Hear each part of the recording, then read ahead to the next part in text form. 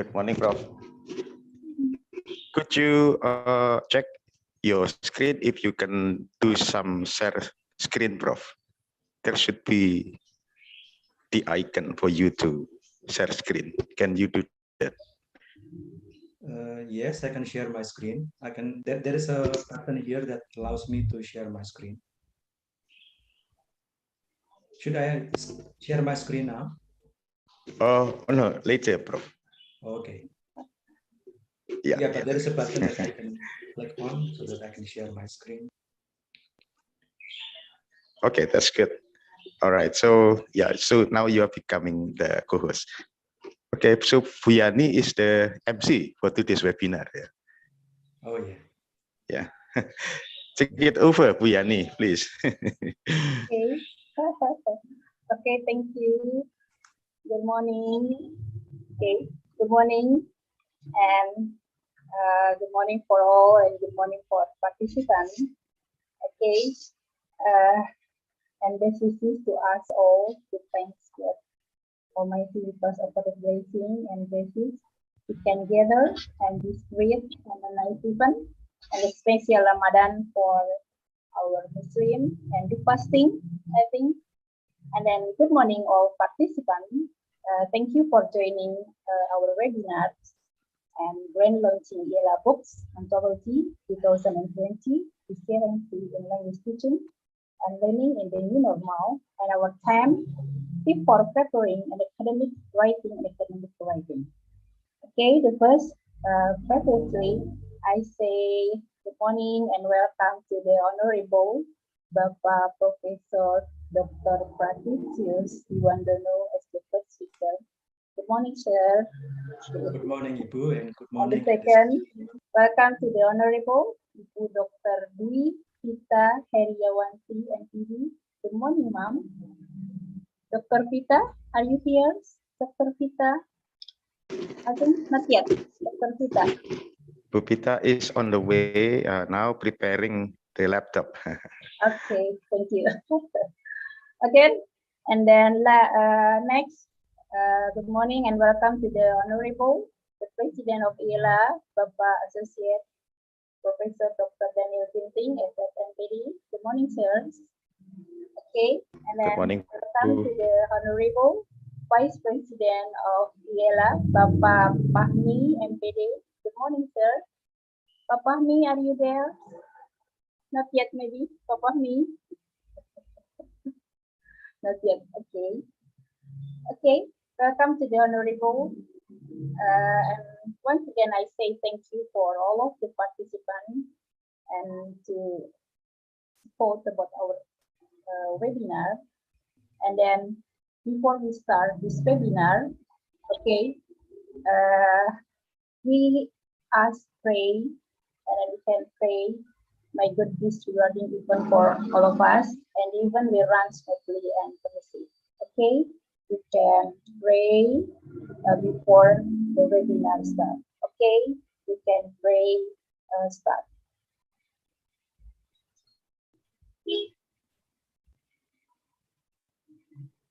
Okay, pray finish. Okay, ladies and gentlemen, and before we start this webinar, I will read out the agenda. Our agenda today is the following. The first, the opening, and then the second, the singing national anthem, Indonesia Raya, and then the third, opening remark by Vice President of IELA, and then fourth, for preparing and academic writing for the first speaker, Bapak Professor Dr. Pratisius Iwandono, and then the fifth for preparing and academic writing from Ibu Dr. Dwi Pita Heriawanti MPD, and then the sixth all for paper chapter for IELA for Anthology Resiliency in Language Teaching and Learning in the New Normal speaker from Bapak Muhammad Hasbi MPD. And then the seventh photo session, and then number 8 closing. Okay, ladies and gentlemen, now we will sing a national anthem, Indonesia Raya, and then for the participants, I hope you can on camera. Okay, for all the participants, I hope you can on camera. Okay, please, Bu Ella, you can start for the music.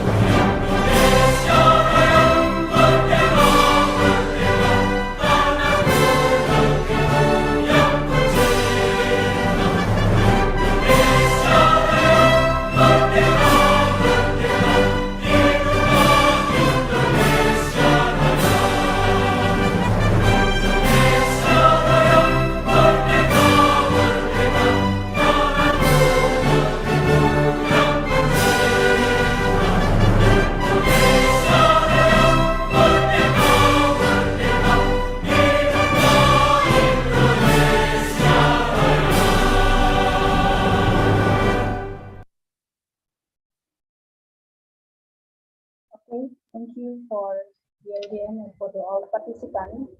And now we are the second about the agenda, opening remark for the Vice of the President of Mr. Bapak Fahmi. Bapak Fahmi, are you there? Bapak Fahmi?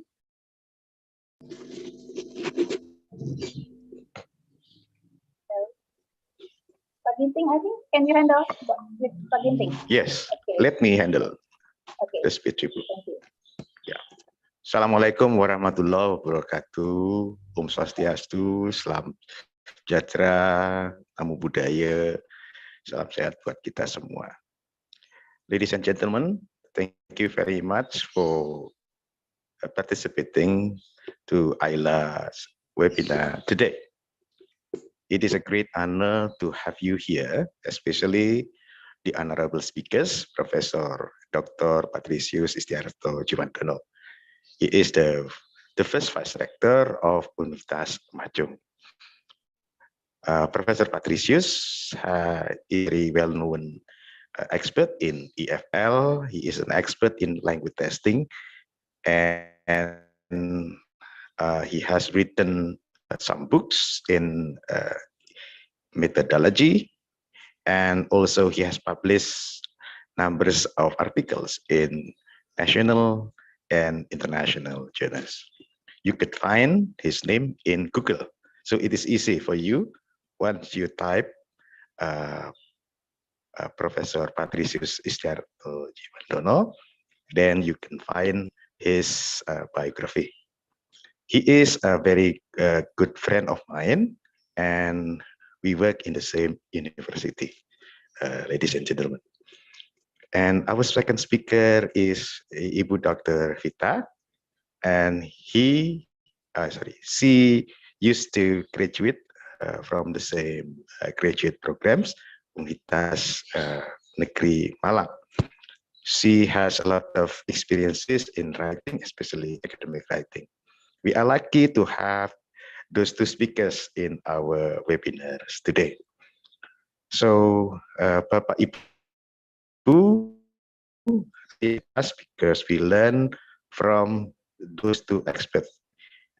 Hopefully, after attending this, we will have knowledge and new skills to develop good academic writing. We inform that at the end of the session, our PIC, Bapak Fahmi, is going to announce and invite everybody attending to this webinar to participate. in IELA book anthology. So everybody is invited to become the speakers. We will develop book chapters together. You know that writing an article or any kind of academic writing would be considered as the academics by our government. Okay, without further ado, Ibu Yani, hopefully this webinar will run smoothly and everybody enjoy attending this webinar. Thank you very much. Assalamualaikum warahmatullahi wabarakatuh. Salam sejahtera buat kita semua. Oke, Bu Yani, please. Thank you, Bapak Danudi, is the president of IELA. Okay, and now this is about the first speaker, Bapak Professor Dr. Patricius. And then before he speaks, I would like to share about his city.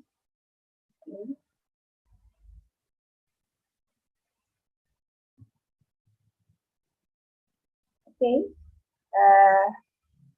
I would like to share about that, and then it is about his curriculum today from Bapak Professor Dr. Patricius Siwandono.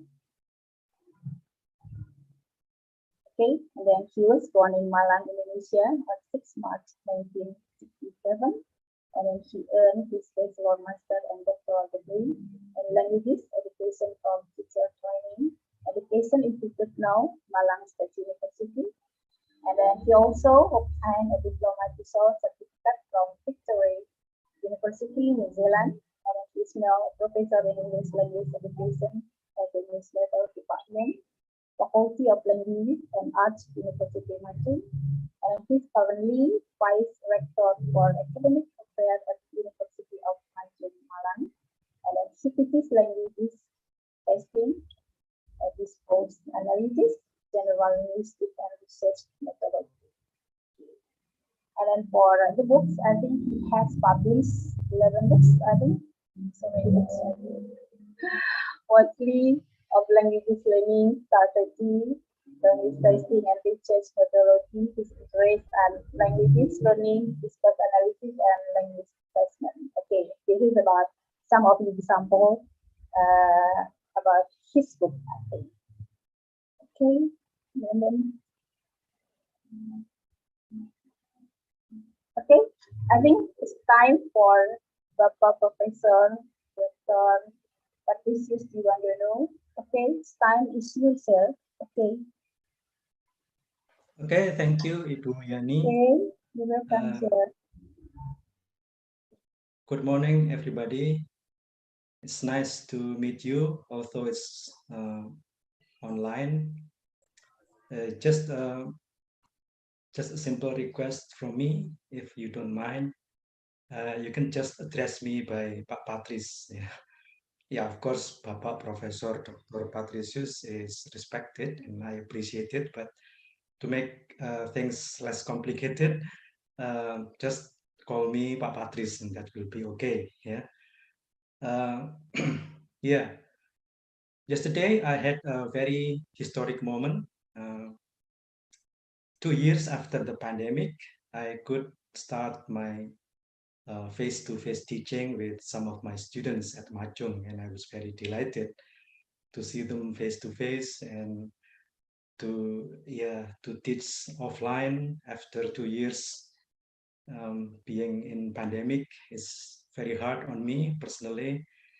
I could not bear it anymore, and I said to my students, I'm glad that you come here and see your faces and teach you offline.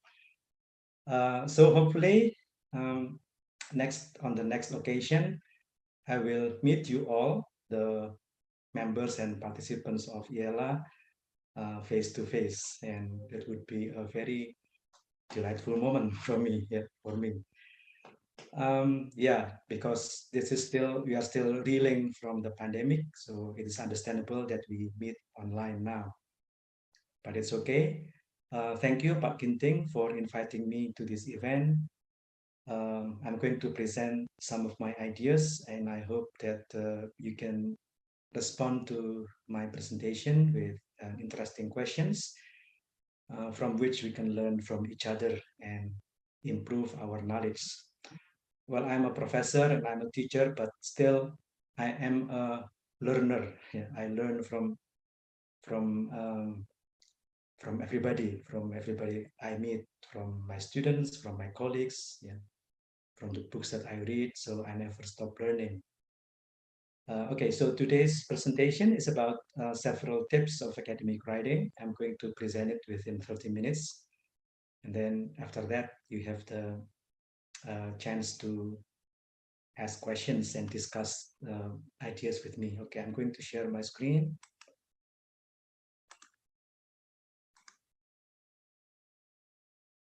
Okay, so this is my screen, academic writing.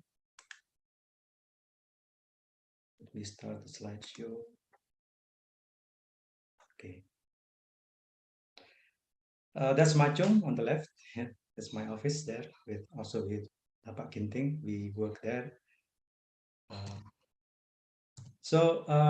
English academic writing is a genre of its own.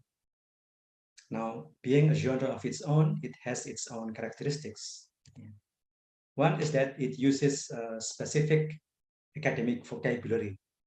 So when you write a piece of academic writing, do not expect to be able to use words for daily conversation. Yeah, you have to sound academic. You have to use academic vocabulary. Yeah. So, for example, instead of saying carry out, you say you would write execute. Yeah, things like that. Second one is that it has its own rhetorical structure. That is how the ideas are arranged.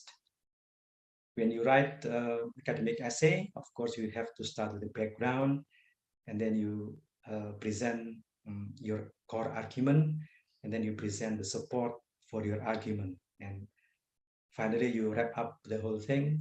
You conclude with your special message to the readers. Yeah? So it has its own rhetorical structure. Of course, it's different from writing an entry to your personal journal, yeah, or to any other genre. And most likely, and this is important, it is a research-based essay. So if you are a lecturer, I think you are familiar with this requirement. Every paper that you write is actually supposed to be grounded or to be based on a specific research that you have done. So basically, your essay is going to be a report of your research. So that implies that you also have to be good at research. And if you can do a good research with convincing results, you can report it in your academic essay. Yeah.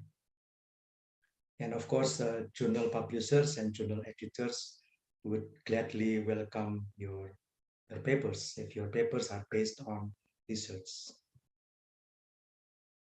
Now, this is also important. It's based on my own experience, that it is the result of many years of regular and intensive practice. So suppose you have been in the field of marketing for some years, and then you decide to change your mind. You decide to venture on another career, just being a lecturer. Then you apply as a lecturer, and after the first week, your dean says to you, Papa or Ibu, now you have to publish a journal, to publish an article in a journal. Yeah, go to a workshop, a 3-day workshop for academic writing. Then you go to attend the workshop, and then you come back and you write an academic paper successfully. No, it won't work that way. You cannot acquire the complex skill of academic writing only within three days of attending a workshop. Yeah?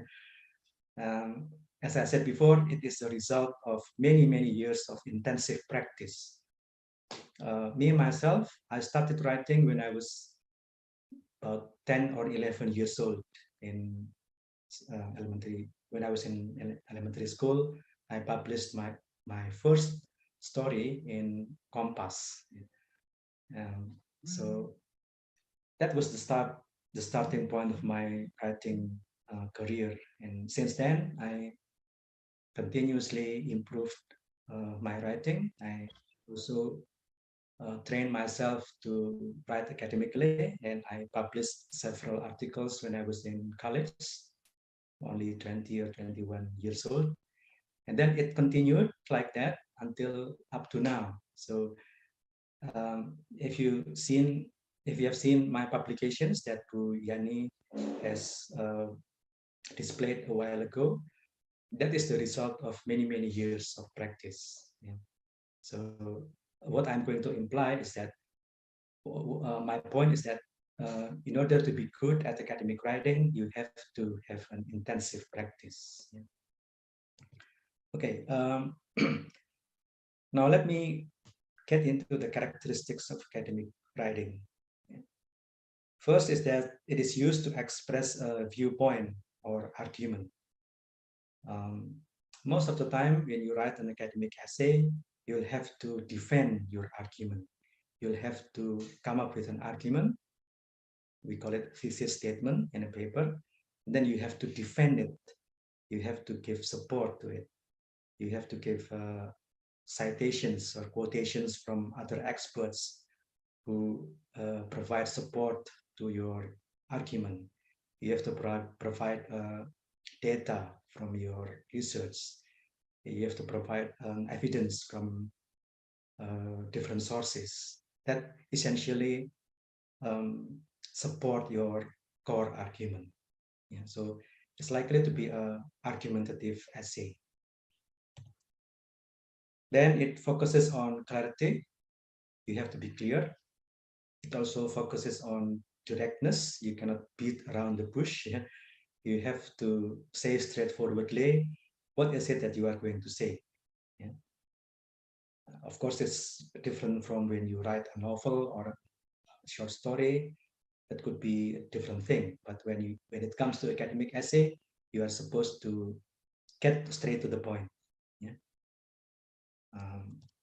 The third one is that, yeah, following the second one, it uses a direct or explicit statements of ideas. So there is no playing with words, with metaphors like that. Academic essays prefer direct and explicit statements that reveal your idea, your thoughts.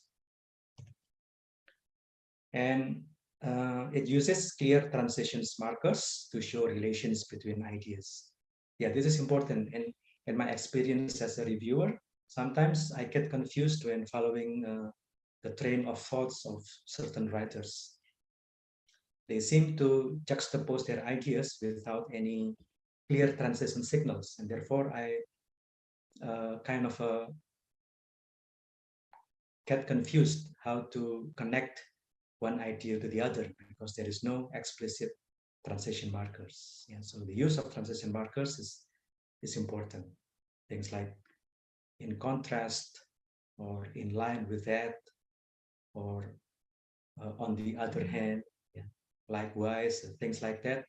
Simple markers which help your readers navigate through your flow of ideas. Yeah. Then, of course, you have to use facts and statistics, examples, and quotations from experts to support your argument.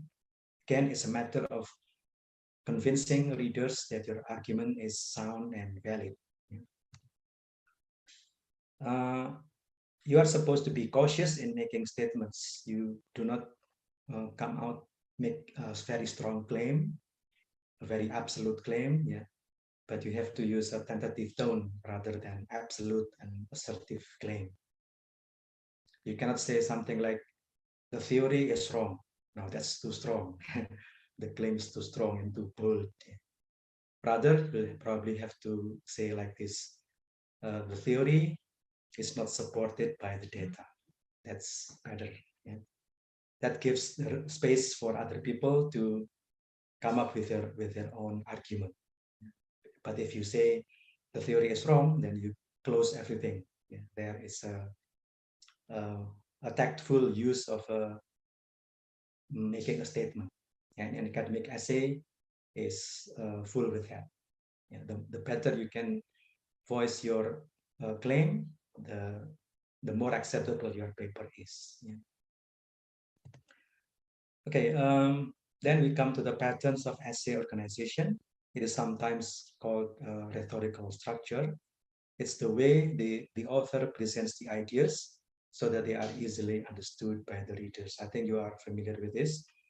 In the beginning, I mentioned pattern of essay. So when you write an essay, you have to follow a certain structure. So and this is the rhetorical structure of a paper. So you have a chronological order, means that you tell things as they happen in time. If you write about a historical background of language teaching, for example, then you use this chronological order.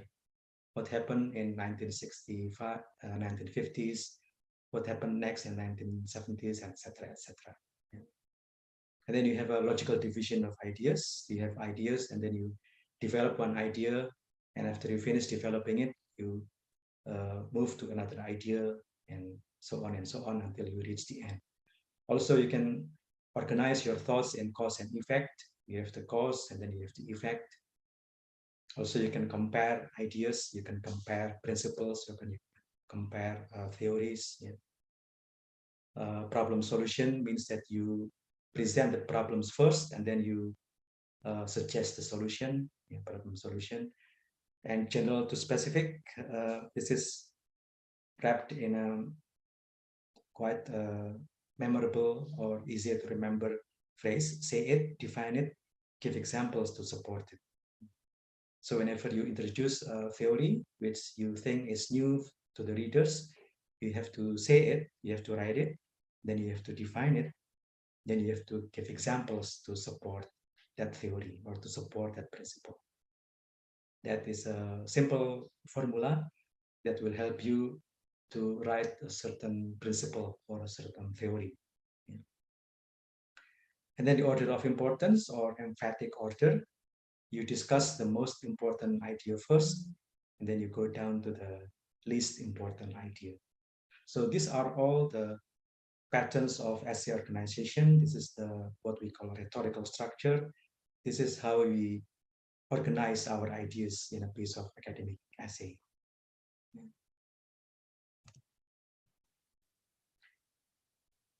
Now, I'd like to speak from my own experience as a writer myself and as a reviewer and editor. These are cases that I come across from time to time when reading papers written by Indonesian scholars. Yeah. These are Indonesian scholars who write in English. And as a reviewer, I occasionally have to review their papers, and these are what I find, yeah, in my experience. So many writers still write in Indonesian English. Yeah? Indonesian English is it's a version of English, but when you read that closely, you will inevitably feel that, okay, the idea is okay, the grammar is okay, but this is not a typical way of a native speaker would write. Yeah, this must be written by an Indonesian scholar or by an Indonesian person. Yeah. So yeah, things like this often happen. I often come across this kind of a phenomena. Many writers should be able to write their ideas preferably in English style, in English native speaker style. Yeah, of course, if your papers sounds very Indonesian, it's probably not very appealing in the eyes of reviewers or editors from English-speaking countries. Yeah, they would probably frown a bit and think that okay, but your paper still sounds very Indonesian. Yeah. Now, how do we overcome this kind of problem? Yeah, from my experience is that you have to get used to reading a lot of papers written by native speakers. Now, the more papers you read, the more you get yourself used to their style. Yeah. You will subconsciously learn how they express their thoughts using their language, using the English language. And if you do this intensively, if you do this more often, then in your subconscious mind, that kind of style begins to accumulate. You begin to build a stronger style of English version, yeah, which you can apply to your own writing. In other words, you as an Indonesian, you write something, an idea, and the way you write resembles the way a native speaker would write the same idea.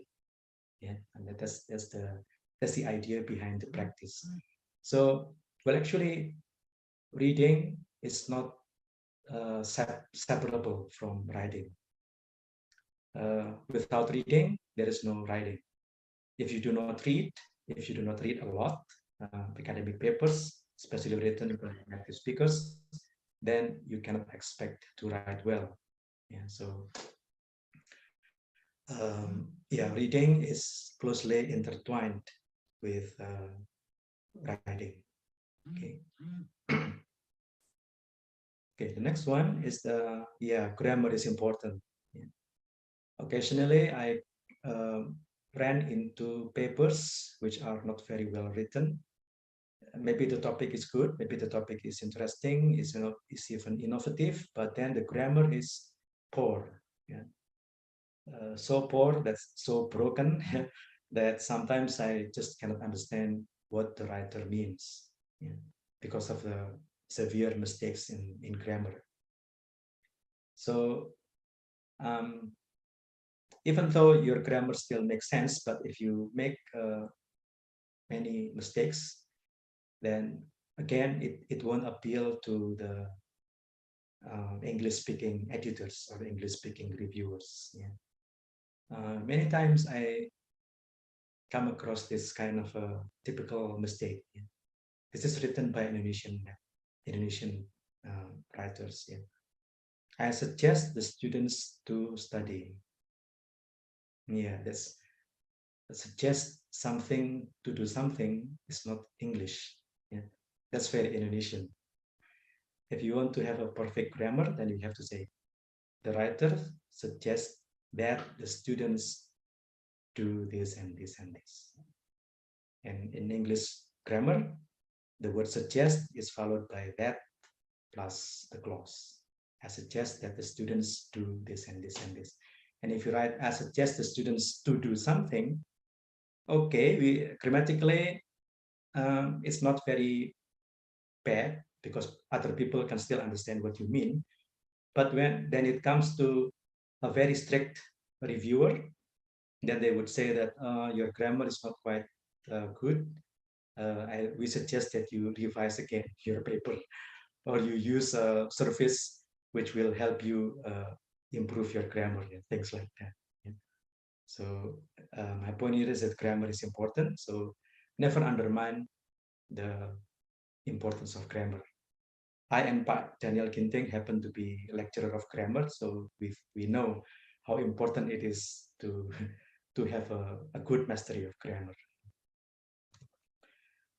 Incoherent flows of thoughts. Yeah, many times or several times I come across papers which kind of confuse me because there is no coherent. So, for example, the writer would say that the research objective is A and B, but then in the discussion, the writer discusses C. Of course, it's not coherent. Yeah. If you want to propose research objective A and B, then in the discussion you also have to write something relevant to A and B, and not deviate to something else. Yeah. Okay. So, yeah, okay.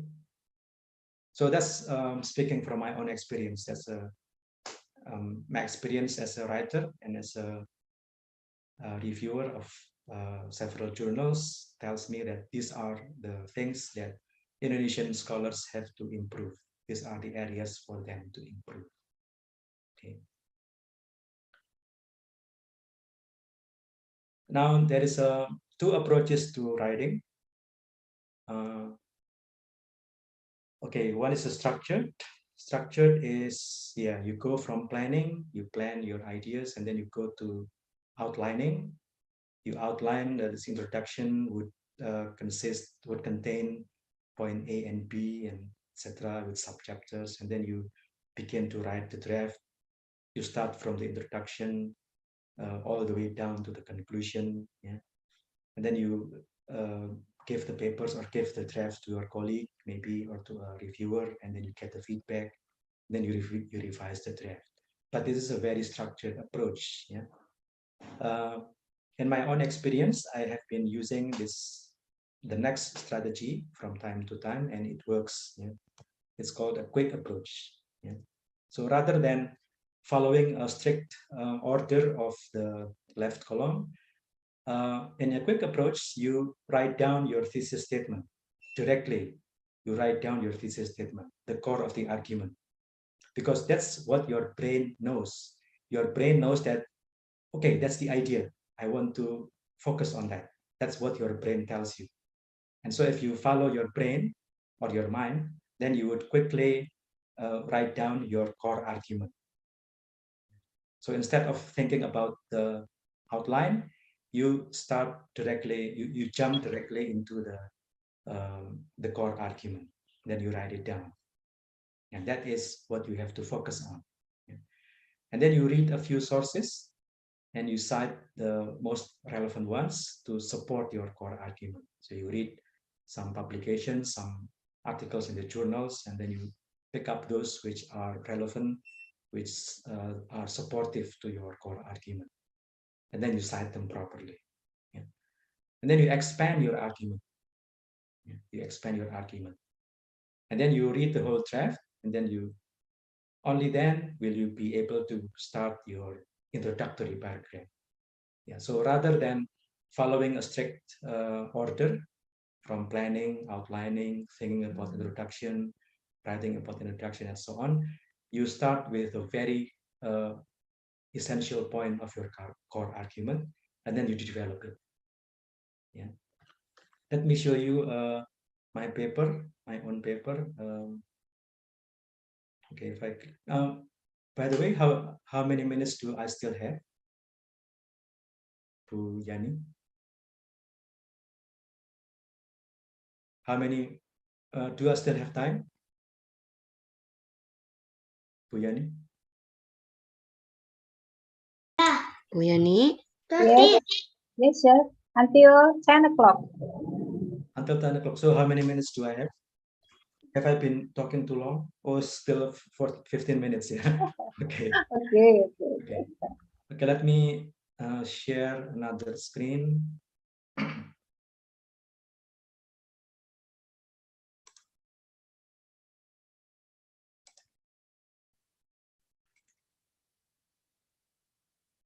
Okay, there is another screen here. It's an article. Can you see it? Yes. Yeah. Okay. Yes, sir. Yes, sir. Yes, sir. Okay, so this is a paper that I'm writing. I've been writing a paper about studies on language assessment in Indonesia. This is another writer from Universitas Pendidikan Indonesia, Budela. Yeah. And we have been writing this, and this is my part. See, there is no introduction here because I did not think about the introduction first. Yeah. The one thing that I focused on is my core argument. My core argument is over here. The quality of English tests in secondary schools. Yeah. So when I started writing this paper, I did not start from the introduction. I started from this part because this is the focus of my paper. This is my core argument. Yeah. So rather than spending some time to write an introduction, I jump directly into my core argument, and then I develop it. I expand it. I read several relevant articles in the journals, Then I put it here. Then I expand my argument. On and on and on like this. Yeah. See, this is still a draft, so I suddenly stop here because I'm still searching for some other relevant journals. But the idea is that I did not start with the introduction. I started directly to my core argument because that's what my brain tells me. My brain told me that this is your core argument. Your core argument is that the quality of English tests in secondary schools need to be paid attention to, need to be taken care of, because otherwise something was lost there. Okay, so that's my core argument. And so I started writing about that. I focused on that. I expanded that idea. And then I come to the authentic assessment. So this actually came after this one. Yeah.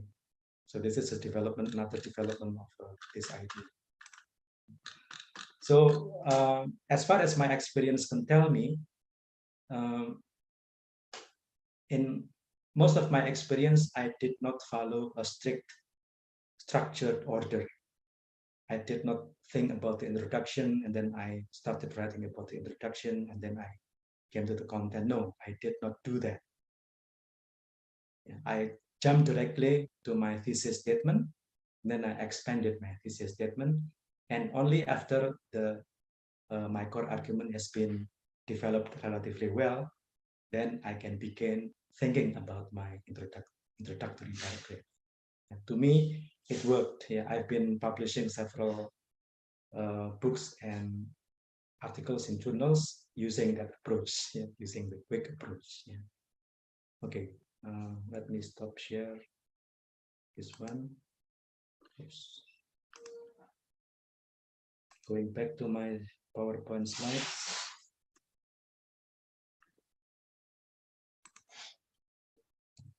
Oops, yeah. Yeah, so that's a quick approach. You probably can consider that if you've been doing the same. So we are in the same boat.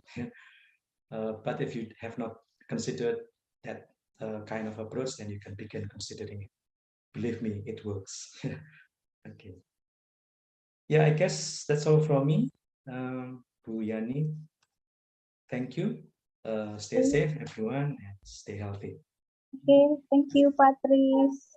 Okay, I think all participants want to make some questions. Start from Ibu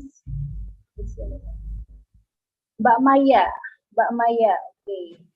Hi. There's a question from Mbak Maya. Okay. You want to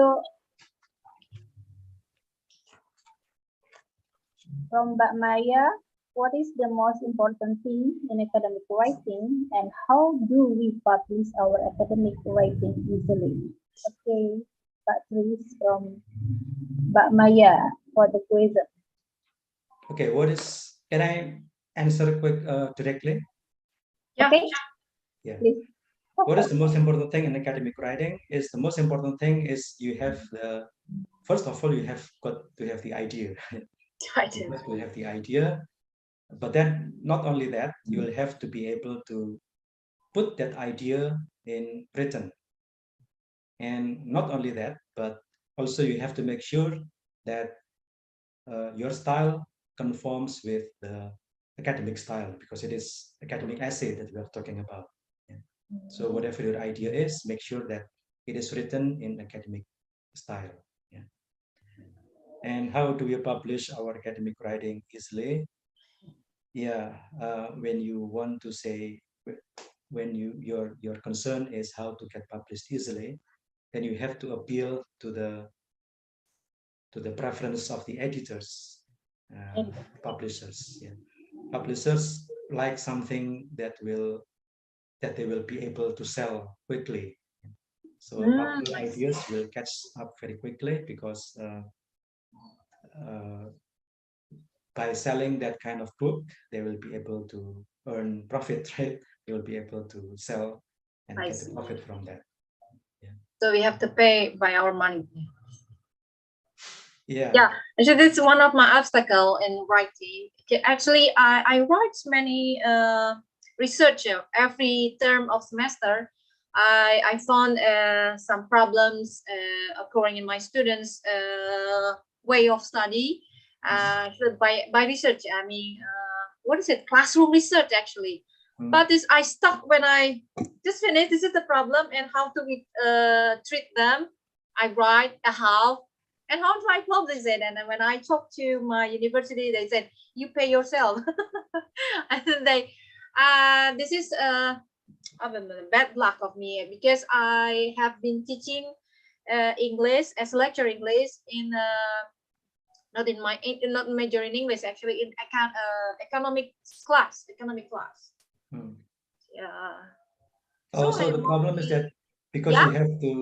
you have to pay it yourself. Yeah, I mean, yeah, the university doesn't support me at all. I mean, when I said, yeah, I've got some journals, I wrote them, and then how do I publish it? And they said, yeah, you can publish yourself. They don't really support about that. Yeah. Yeah. Yeah, that's a typical issue in university. They are always tight on money and funding. But if Yes. you come up with a very good idea, then probably they will be willing to share the financial responsibility. As for the books that you have seen displayed by Bu Yani a while ago before my presentation, I did not have to pay anything there, because especially the one by Penerbit Andi, they look at my draft and they said, okay, we like your draft, okay, we'll be able to sell it. All I needed to do was sending them the complete draft, and that's it. And in a couple of months, I got it. You were so lucky then. Yeah. Well, eventually you will be able to come to that stage also, Bu Maya. Yeah, I wish I could. Thank you, Prof. Okay, you're welcome. Yeah. Do we still have? Okay, thank you, Mbak Maya. You're welcome. Okay, please, another participant maybe. Okay. You want to raise hand, please? Oh, Mbak Arjulaya, okay. Mbak Arjulaya, please, kami Sophie. Yani. Yes. Okay. Well, thank you, Prof. Patrius, for the enlightened knowledge today. I really interested with this explanation regarding to the academic writing. Actually, in the previous month, I'm doing my review, and then the reviewers give the comment related to my paper. It is about the transitional word. Because at the beginning, I have already tried to write something like, according to, for the example, something like, according to Richard 2022 or something like that. And then the reviewers say that it should give a transitional word. You might not to write down automatically from someone's quotation or something like that. But at the time when you share this morning, I see your paper that you can write your papers. So the beginning you tried, sorry, according to Sabrina's study 2016. And I think there's no problem. And so far is also, I publish my paper and I don't have any problem when I have to quote something like that, even though I don't use transitional word in the beginning. But in these journals, the reviewers need to do something like that one. My question is there any difference amongst reviewers when they have to be reviewed the paper? I mean, is there any their own style or what? I don't really because most of my paper that reviewed by those reviewers, they said that I need to use transitional word. It is the first, and then the second one, even I have already explained about the gap between my research and the previous research from some countries, and then he just says that you may not put in this introduction, but it should be put in discussion. So how do you think about this, Props? Thank you. Oh yeah, okay. Yeah, several, of course, the things or the regulations or the policies vary from one journal to another. So if you publish or if you aim at a certain publisher or a certain editor, they will have some detailed policies or rules even regarding the way you put the citation and the way you quote from other sources and what should be included in introductory paragraph or later in the discussion section. So I think if you want to, of course you have to cater for every requirement. So check carefully. Usually when you submit to a journal, there is a author's guideline, and then you read that carefully, and that's where you can suit your paper or the format of your paper to their requirements. If you follow their requirements, and there will be no problem, there will be less problem. But if you violate, if you do not follow the requirements, then they probably come up with comments like that. For example, transition words are not necessary, or transition words are necessary, things like that. Yeah. So yeah, of course, there's a general rule regulation for every academic paper, but when it comes to specific journals, I believe that each journal implements its own policy, its own detailed requirements, and you can check with every journal what is it that they require from you. How you put transition signals, or how you put the quotations, or what should be included in chapter 1, and those kinds of things. Yeah. I once sent my paper to a journal, and then they said that your introductory paragraphs sounds too general. You have to include some relevant theories there. Yeah. But in another journal, I know that they would rather have a general introductory paragraph. If you write to that journal, you do not include the theories in the first or second paragraph. The theories can come down later. But this specific journal wants me to include the theories as early as the introductory paragraph. So as you can see, there is a variation, there is a specificity to each of the journal requirements. Yeah. As for your comment, according to an expert, for example, I would say that it's okay, it's correct. That's the way we cite something, right? I don't understand why your reviewer thinks that it is not okay, but to me that sounds okay.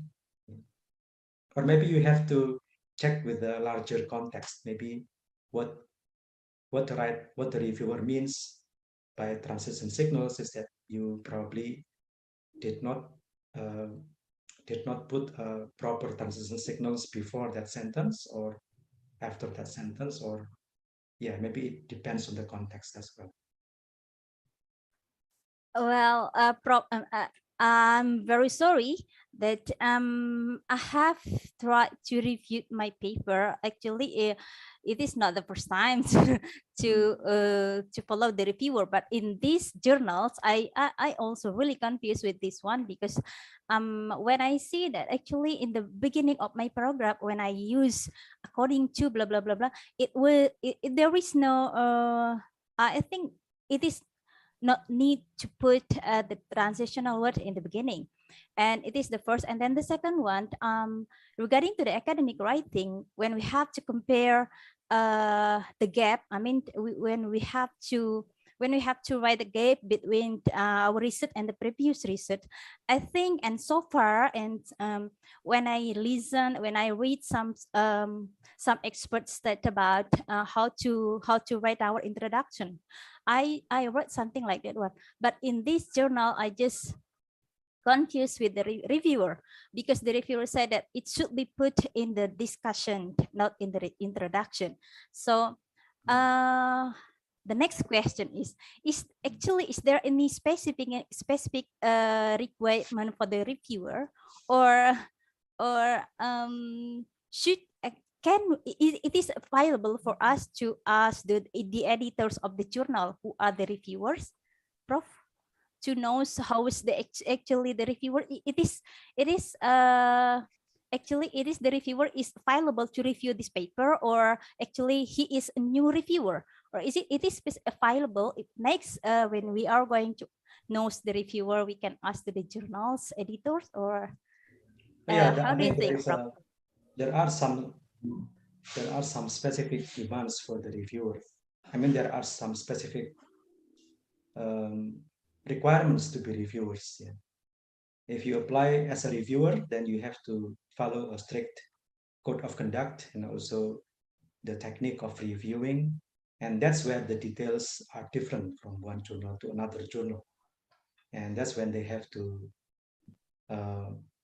that's why they come up with very specific comments on your paper, because they have to follow a strict code of conduct, or even technical requirements or technicalities in reviewing a paper. Yes, I would suggest that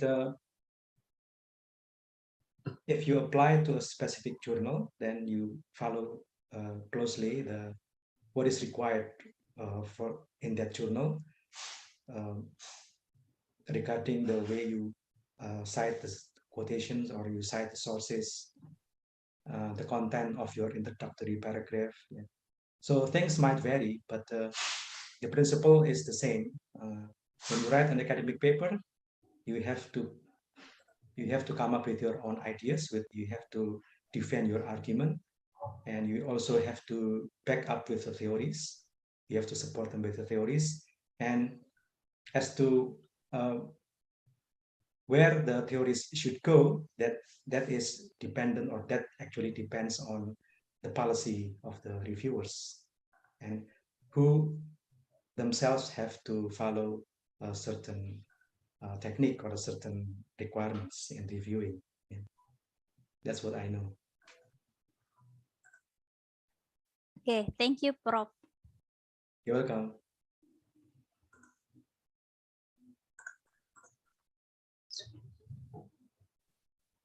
Okay. Thank you, Bu Ana. Okay, another participant want to make a question for Patrice. Okay, please. Pak Teguh. Okay, Pak Teguh, maybe time is yours. Okay, Pak Teguh, please. Very much. Good morning, Prof. Yeah, unfortunately, I missed a lot of information from you since there was a big problem with my Wi-Fi. So I missed a lot of good information from you. Yeah, regarding how to make our manuscript accepted. Yeah, sometimes I get difficulties in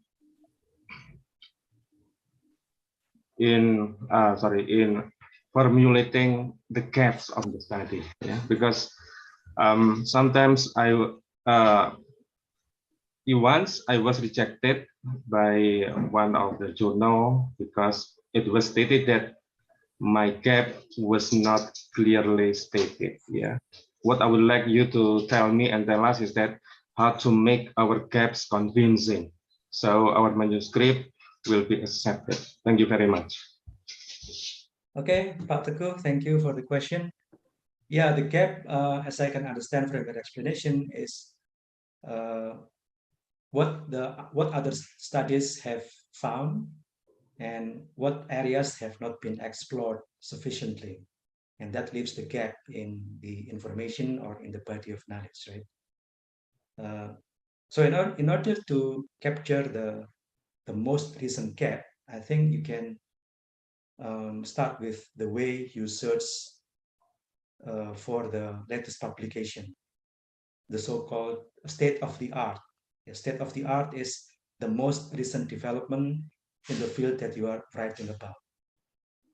Now, if you can select the publications and the articles which really give you the state of the art, you can actually detect, or you can actually sense what gap is there, for you to fill in.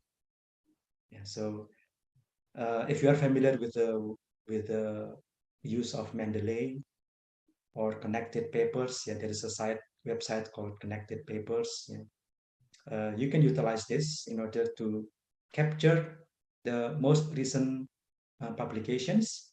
And if you read the most recent publications carefully, you'll be able to see the gap. You'll be able to identify the areas which have not been explored by other researchers or by the other writers.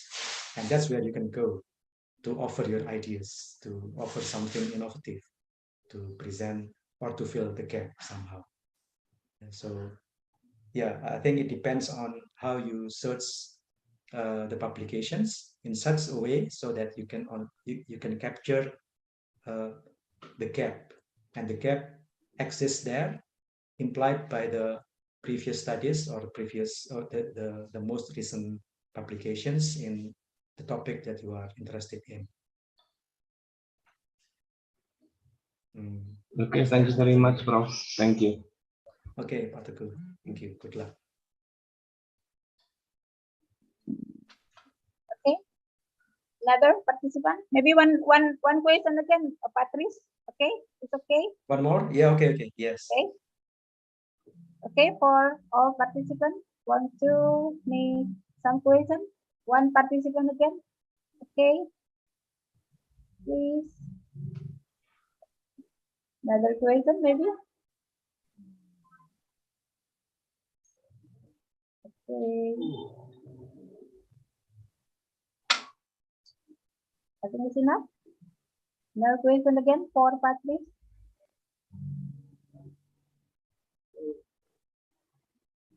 Okay, I think maybe it's enough. Patrice, thank you for your sharing. I think it's a nice sharing, it's good sharing, and I hope we can think about some experience and about some knowledge for Patrice. Okay, thank you, Patrice. Okay, thank you very much.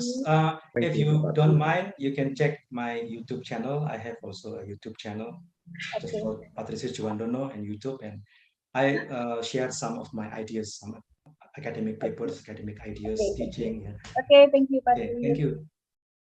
Okay, ladies and gentlemen, I think it's a nice sharing. It's nice. It's a great sharing for Patrice.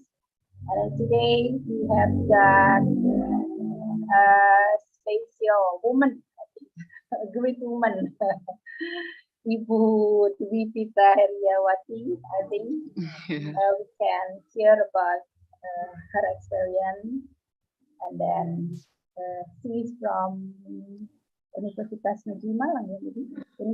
Yes, I'm graduated from Universitas Negeri Malang, but now I'm Unisma. Unisma. Yeah, Universitas Islam.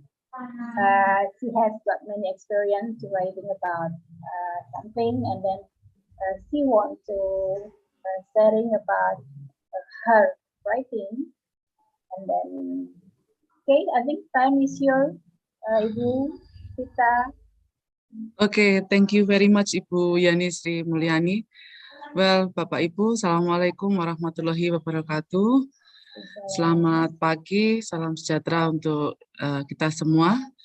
Yang the Honorable Bapak Daniel Ginting, and also the first speakers, Pak Patricius Juwandono, and also all our college. Ibu Bapak, in this morning, I just want to share about the experience of writing, the academic writing. So I think what Prof. Patricius share is the beneficial things as the basic for writings, yeah. And then now let me focus on the way how to write down the article, yeah, Bapak Ibu. Okay, let me share my screen. Okay. Well, can you see my screen, Bapak Ibu? Yes. Yeah, we can see. Yes. Yes. Yes, good. But, okay. Okay, our topic this morning is about preparing for academic writing. Yes, let me introduce myself. My name is Vita Heriawati, but all my colleagues call me Bu Vita or Miss Vita. Yeah, I am from Islamic University of Malang, Universitas Islam Malang. So, if you want to meet me, you can come to Unisma, Bapak. Well, okay, Bu Bapak. So, when we are talking about writing, we're also talking about reading, I think. Yeah, so if you read a lot of sources, I just give some illustration here. We are in the library, yeah. So if we read a lot of things, we read critically, so then we can write, because we know the knowledge, we know the informations, we know the up-to-date information, so then we can write the topics, yeah. So let me focus on the topic that we read, yeah. So we find out the topic, and then we try to criticizing, or as we call this as critical reading, yeah. So this is some of the critical reading. We can see some possible approaches. We can make a note or mind map, yeah. We can use highlighters, which one is the important things for us, especially for our topics. Write a summary in your own words, yeah, or perhaps you can write a brief critical response, or you can keep note of bibliographic details. So I think this kind of approaches can help you to find out the topic, help you to find out the idea. Yeah. Okay. Then, now this one, let me go on to our focus on article ini, yeah, or the academic articles. Here I write in Bahasa Indonesia. So the academic article can be communicative if, yeah, the reader is happy or satisfied while they are reading our articles, because they want to know what actually inside in our article, yeah. It is related to the content of the article. So we are as the writers, we have to know about which one is the truth and which one is not the truth. Yeah, we have to avoiding the hoax thing. There are so many hoax in this era. Yeah, so we have to filtering which one is the truth and which one is not the truth.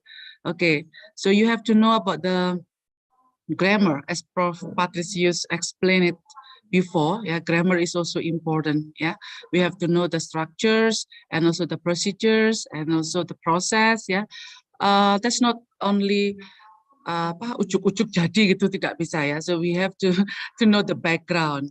We conducting our research, and also we know the structure, we know the substansinya, procedurals, and also we have to know about the process. We conducting our research, yeah.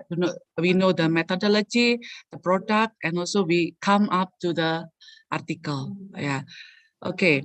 And then the writers have to know about the sources, yeah. The sources here should be strong, based on the previous research, for example, yeah. And also the article should have socio-rhetoric, yeah. It should have a good languages. Yeah, you have to choose the vocabulary, especially the beautiful vocabulary, I think. Yeah, beautiful, but it is appropriate with our articles. Yeah. Okay, Bapak Ibu, here is the way. The first thing we have to know about the coherence. Yeah, our writing should be coherent, should be systematic, and also should be comprehensive. Yeah. Comprehensive here, we have to know about the detail, yeah.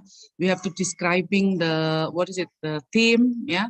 And also we have to show up the theme, the detail, what we have found from our research.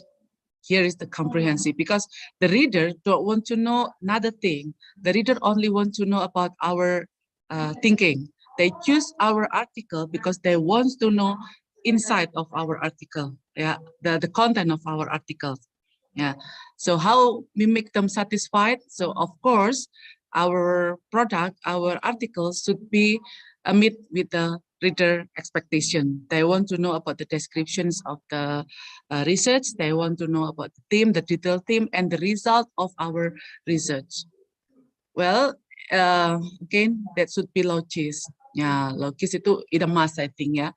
We have to know about the background, and then from the background here, we have to go with the research questions, yeah, and also we have to go with the hypothesis and the way to collect the data, and also we have to preparing with the argumentations. Okay.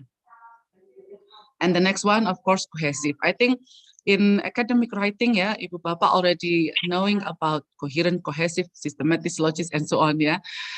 In cohesive here, we as a writers try to elaborate all the paragraph, yeah, not far away, not jumping, yeah, or perhaps miss some informations, not like this. I think it should be flawless from the opening until the end of the article, from the introduction until the conclusion. Well, Ibu Bapak, that's about the mechanisms. I think Prof. Patricius already explaining in detail about the mechanisms. And then here, the important things also, we have to responsible with what we write. Yeah. Okay, we have to know about the terms. Okay, the use of transition signals. Okay, the logis, and also the use of conjunctions. We have to avoiding some redundancy. Ya, si menggunakan si it berulang kali. I think we have to avoid that. We have to choose the kata ganti yang lain ya, daripada kita mengulang-ulang kalimat tersebut. Okay, well Ibu Bapak, okay, so then we come up to the plans. Yeah, when we start our writing, after we read critically, we collecting the informations, we already have the data, we have to know about the plans. Yeah, we have to preparing the plans for free writing, not sketching, sketches, and also list of idea. Ya, apa saja sih kira-kira yang akan saya tulis gitu ya. And also we try to make some mind map. Yeah, make the outline. Also, we go to the drafting of the text. It is not ending from this draft only, but we have to revising, read it again, revising again, yeah, until we have the final papers. Okay, this is just the example, Ibu Bapak, for having mind mapping guidelines. Yeah, so you can creating better than I did.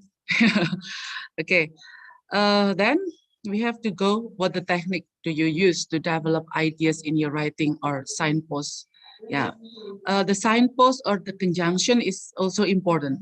We have to developing or sustaining the arguments. Yeah, we have to proving the thesis statement or controlling argument, and then we have to signposting arguments. Yeah, using words, nevertheless, however, thus, therefore, despite. Yeah, to make our paragraph more beautiful and easy to understand. Yeah, of course, when the readers see that this paragraph is flawless, this paragraph is easy to understand, then they want to continuing reading. Yeah, for using the transition signals. Yeah, we have to choose very carefully which one is the most appropriate transition signal for our products, for our articles. Yeah, I call this product, I think. Okay, so the illustrating theoretical positions with the concrete examples. Yeah, we try to provide the readers with the concrete examples. This is the example of some cases, something like this. Yeah, all the thesis statements should be supporting with the example, I think, to make detail and also to make clear the paragraph. Yeah. Okay, we also have to generalizing from a particular set of finding if possible. And then don't forget, you have to use subheading, using or responding to counter argument as the example. And also you have to anticipate next paragraph at the end of previous ones. Okay, I think all of us already did it. Yeah, when we write something, when we write our article, so we already use it. But sometimes we forget to use transition signals. Yeah, some experience for reviewing the articles, they just go on without any kind of connection. So then the reader will getting confused. Ini maksudnya apa gitu? Kok kalimat ini nyambung terus gitu ya? Okay. Well, Ibu Bapak, here is the signposting and making transitions signals, yeah, for making our our article flawless. Okay, you have to choose the signaling conclusions. Yeah, this is I taken from teaching academic writing. Yeah, that's from Covin in 2003. Yeah, so you have to choose what is it? Suggested, argued, not only by using according to. We try to make some innovation, I think. Yeah, we try to learn, or we have to play with the language, I think. Yeah, so we can choose some words. Yeah, I assume. Yeah, it is argue, Pak Teguh argue, something like this. Yeah, Sulistyo 2011, for example, argue. Daniel Ginting in 2020 opinions said like this and like that. So it makes our paragraph more colorful, yeah, more beautiful, I think, and easy to understand, rather than we just choosing according. Karena kalau according itu ya membosankan saya kira ya kalau berulang kali redundancy doing like that. Yeah. Well, Ibu Bapak, let me go on with the next part.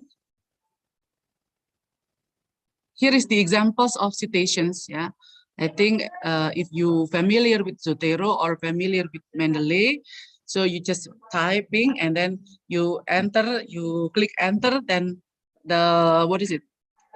The name of the person who wrote is already stated directly. Yeah, so citation right now is not a big problems. Yeah, citation is easier because we have some Mendeley, some Zotero, yeah, Zotero, Mendeley, and also others applications.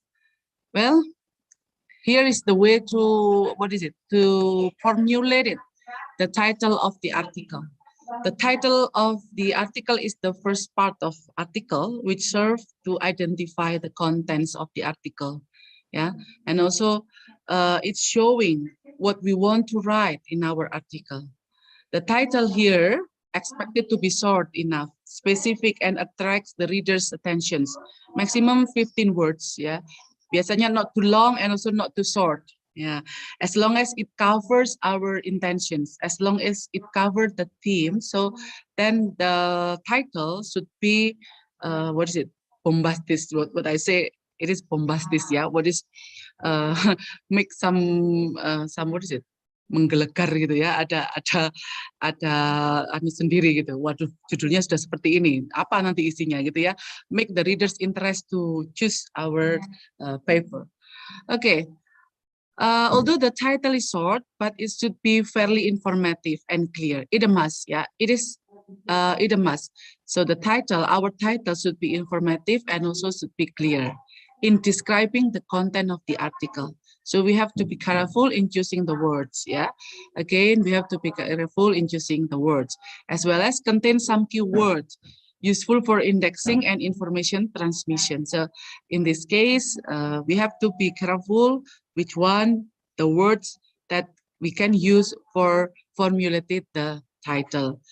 We try to avoid some ambiguity, yeah, because when we choose the word that ambigu, the readers will getting confused. Ini maksudnya apa? Ini arahnya kemana? Ini yang dimaksud yang mana? Something like this.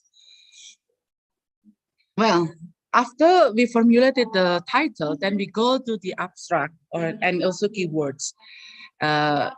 Ideally, abstract can be wrote after you finishing all the articles. That's ideally. But in some conferences, yeah, they need to to providing the abstract first. Yeah, they assume that the people who send the article to the committee, they already have the article. They assume like that, perhaps. Yeah, I don't know. So then, ideally, the abstract can be finishing after we did all or the whole or the general things of our article.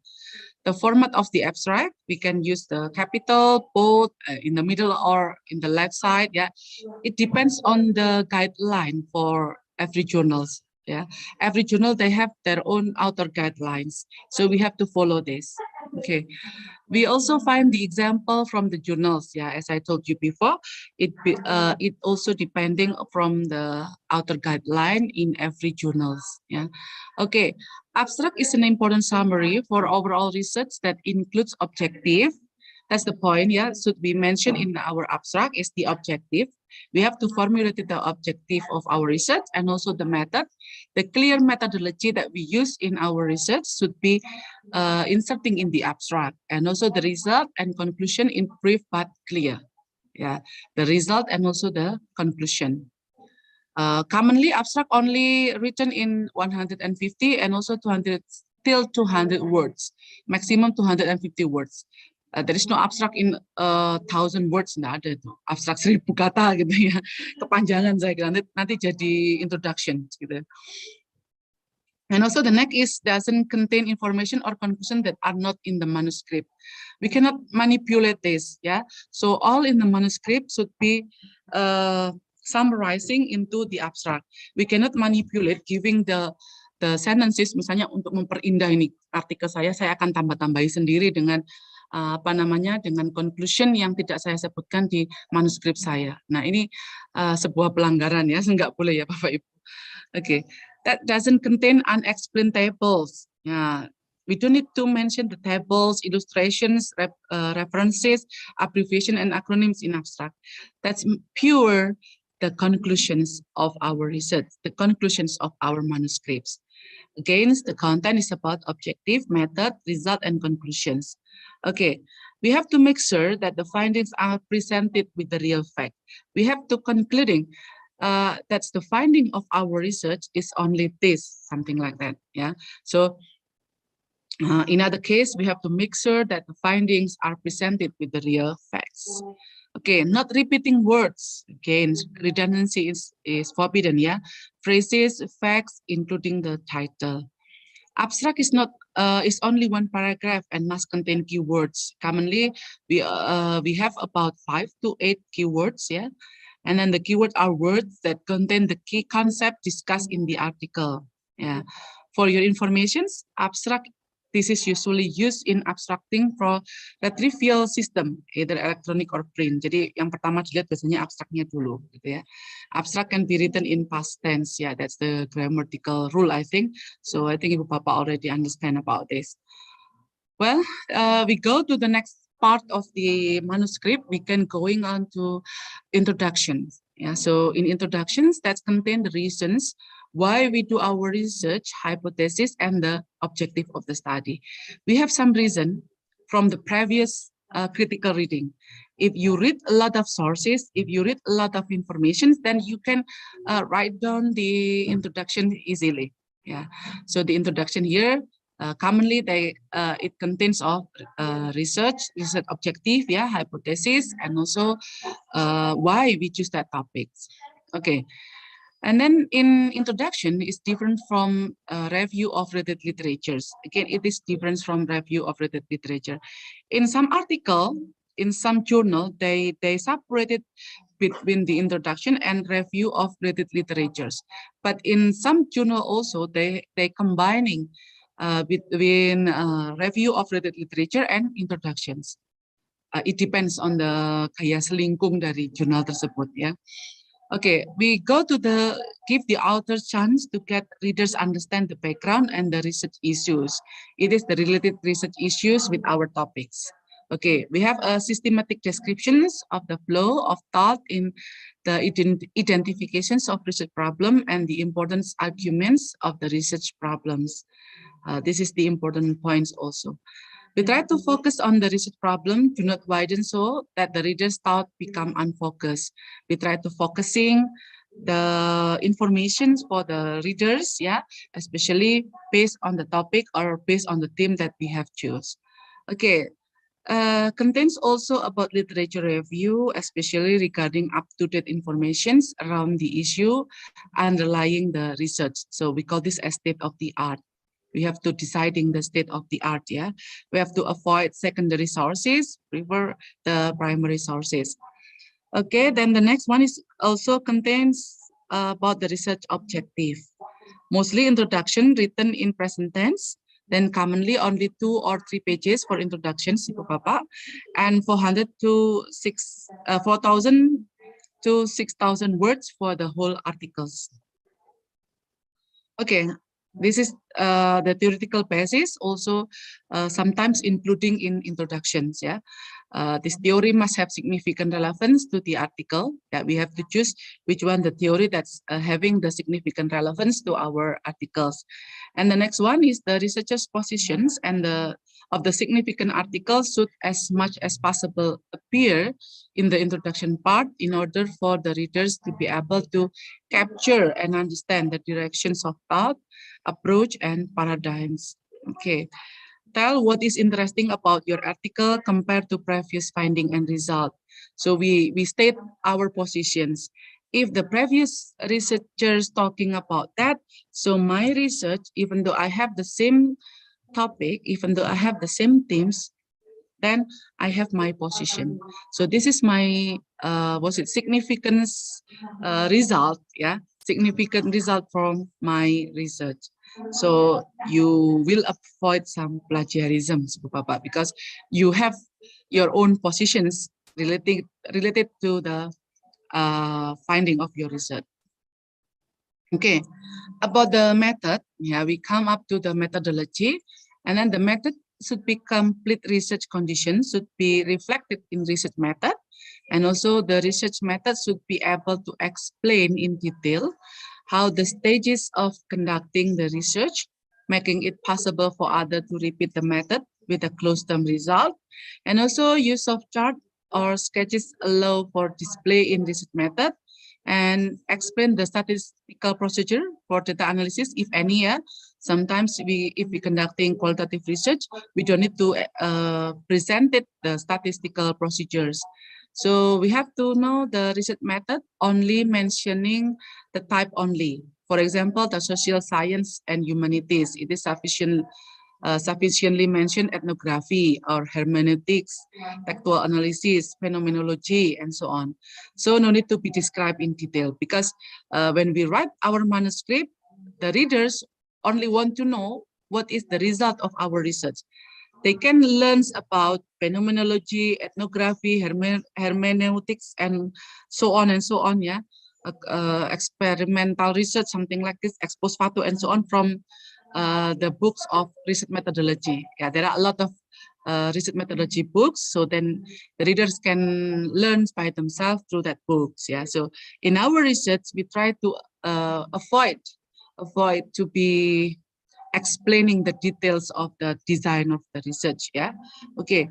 The method written in the past tense. Yeah, this is the the grammatical rule that we can use in methodology. So we have to use past tense. Well, we go to the next. Sebentar, agak macet. Result and discussion. So we can come up to the result and discussions. Some journals separated result and discussions.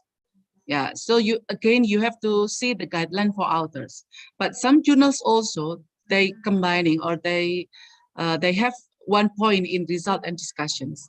But if they want to separating this, so we have to following the guideline, because our target is we want to publish in the journals. Yeah, kan? So then we have to follow the rule or the guideline from that journals. Okay, if the result separate from discussion, in result only provide the result of the researchers without discussion.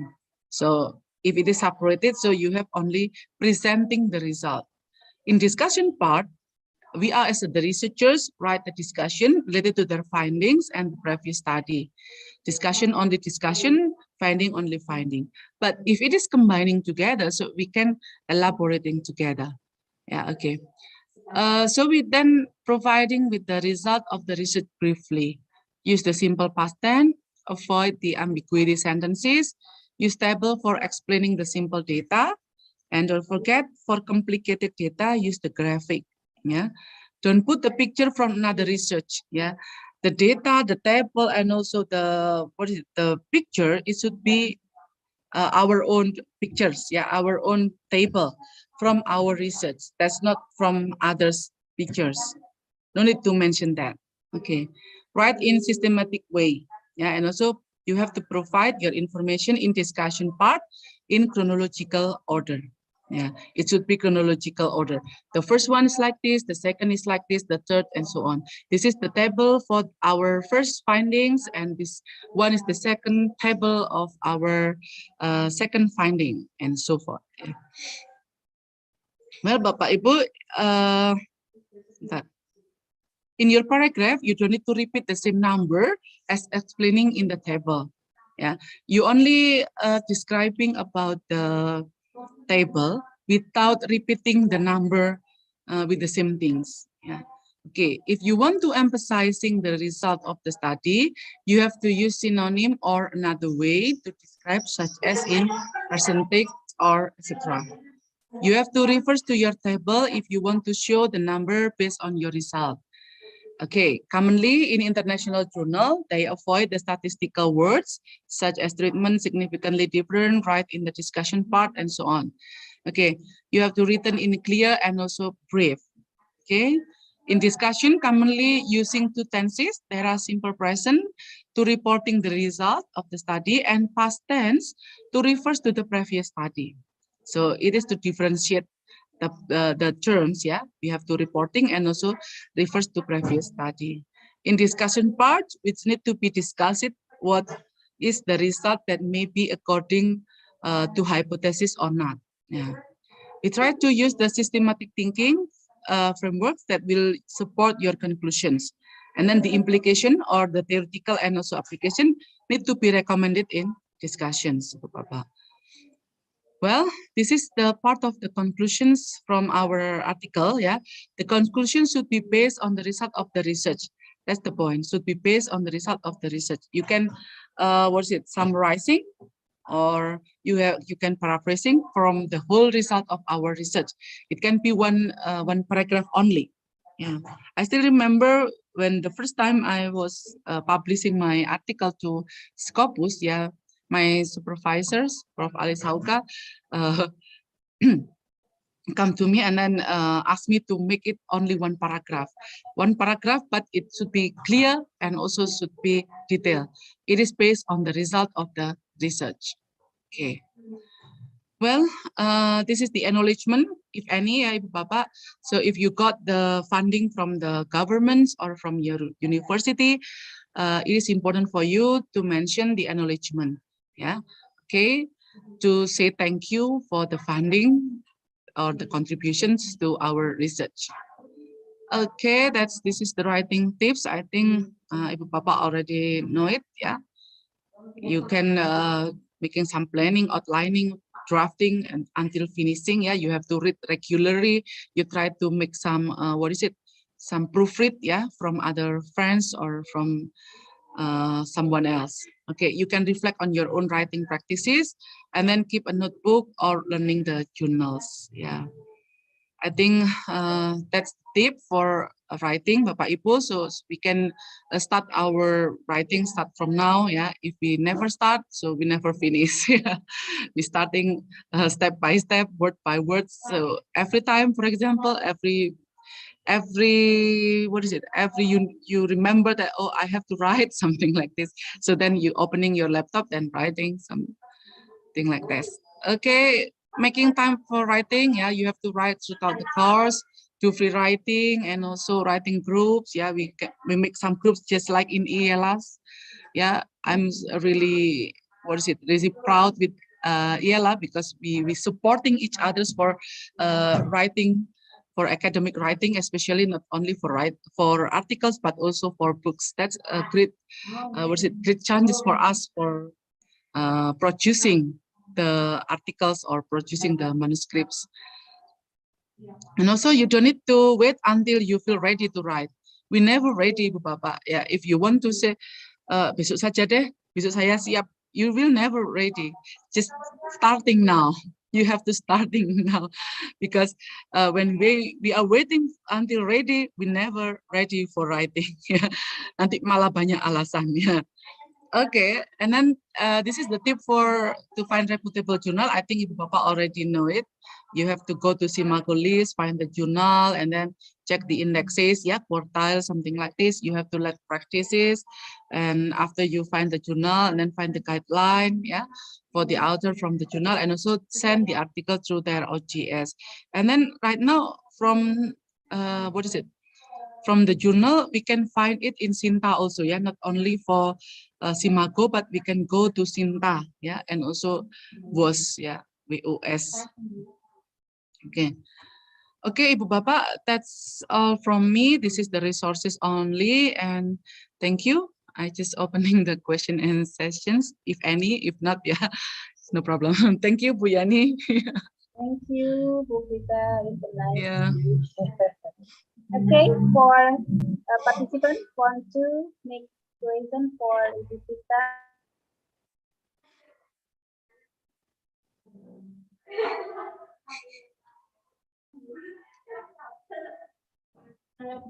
Okay. Okay. Pak Agustinus, maybe? Pak Agustinus, are you there? Pak Agustinus? Yes, ma'am. Okay. I think Pak Agustinus have a lot of experience for writing the No. manuscript. I remember when I worked in a special magazine, Yeah. but it is a magazine, not academic writing. In writing about the title should be eye-catching. Eye-catching ya Pak, bombastis ya Pak. It should be Yeah, bombastis and bombastis. eye-catching. According to Bu Dwi, bombastis, eye-catching, seksi, seksi. Iya, seksi betul Pak, seksi. Perkara isinya nanti dah, yang penting title In order eye-catching to banget. attract The readers. The readers. Just this one, my comment, Bu Sri. I have a special question to the excellent presentation from Bu Dwi and also from Pak Patricianus. Thank you. Yeah, you're welcome Pak Agustinus. I think Ibu Bapak already have the experience for writing a lot of manuscript, yeah, then publishing in reputable journals. Yeah. Pak Daniel Ginting also having a lot of Scopus articles. Yeah, be proud of him. Scopus Master. Yes, Scopus Master, Pak. Any question for Ibu Pita, please, or participant? This means the title must be bombastic, ya. Must be menggelegar. Iya. Yang penting menarik aja dulu gitu, Bu. Menggelegar. Must be menggelegar and easy to understand. Yes. Oke, Bu, ini ada sebagai chat box. Bu, bisakah beri contoh judul-judul artikel? Judul-judul artikel yang diterima jurnals. Bu, bisakah beri contoh judul-judul artikel yang diterima jurnal? Oke. From Imelda, Mbak Imelda. Mbak Imelda. Yeah. Okay, Ibu, thank you for the questions. Let me try to find first the example of the articles. Bentar ya, Bu.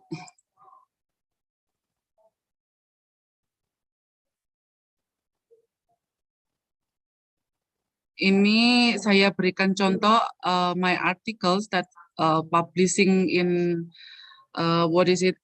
in Unsiah ya. Ini I wrote together with Pak Teguh ya.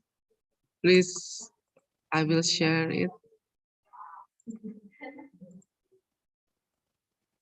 Yeah, only the simple things. Pak Teguh write portfolio assessment, learning outcome, and students' attitude. Yeah. This is the examples of the title of the articles. Portfolio assessment, learning outcome, and the students' attitudes. The reader wants to know detail. What is the portfolio assessment itself, and also how is the learning outcome, and also how is the students' attitude. I think like that. Let me find another one. Sebentar.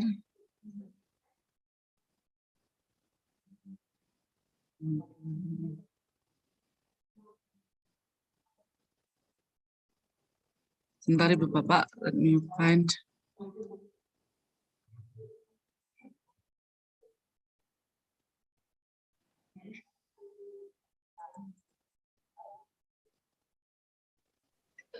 Okay, let me share my screen. Ini yang this is my article that have been publishing in IELA, ya, Working Memory Capacity, Content Familiarity, and University EFL Students Reading Comprehensions. This is publishing in UPI, yeah. Only the simple things, yeah.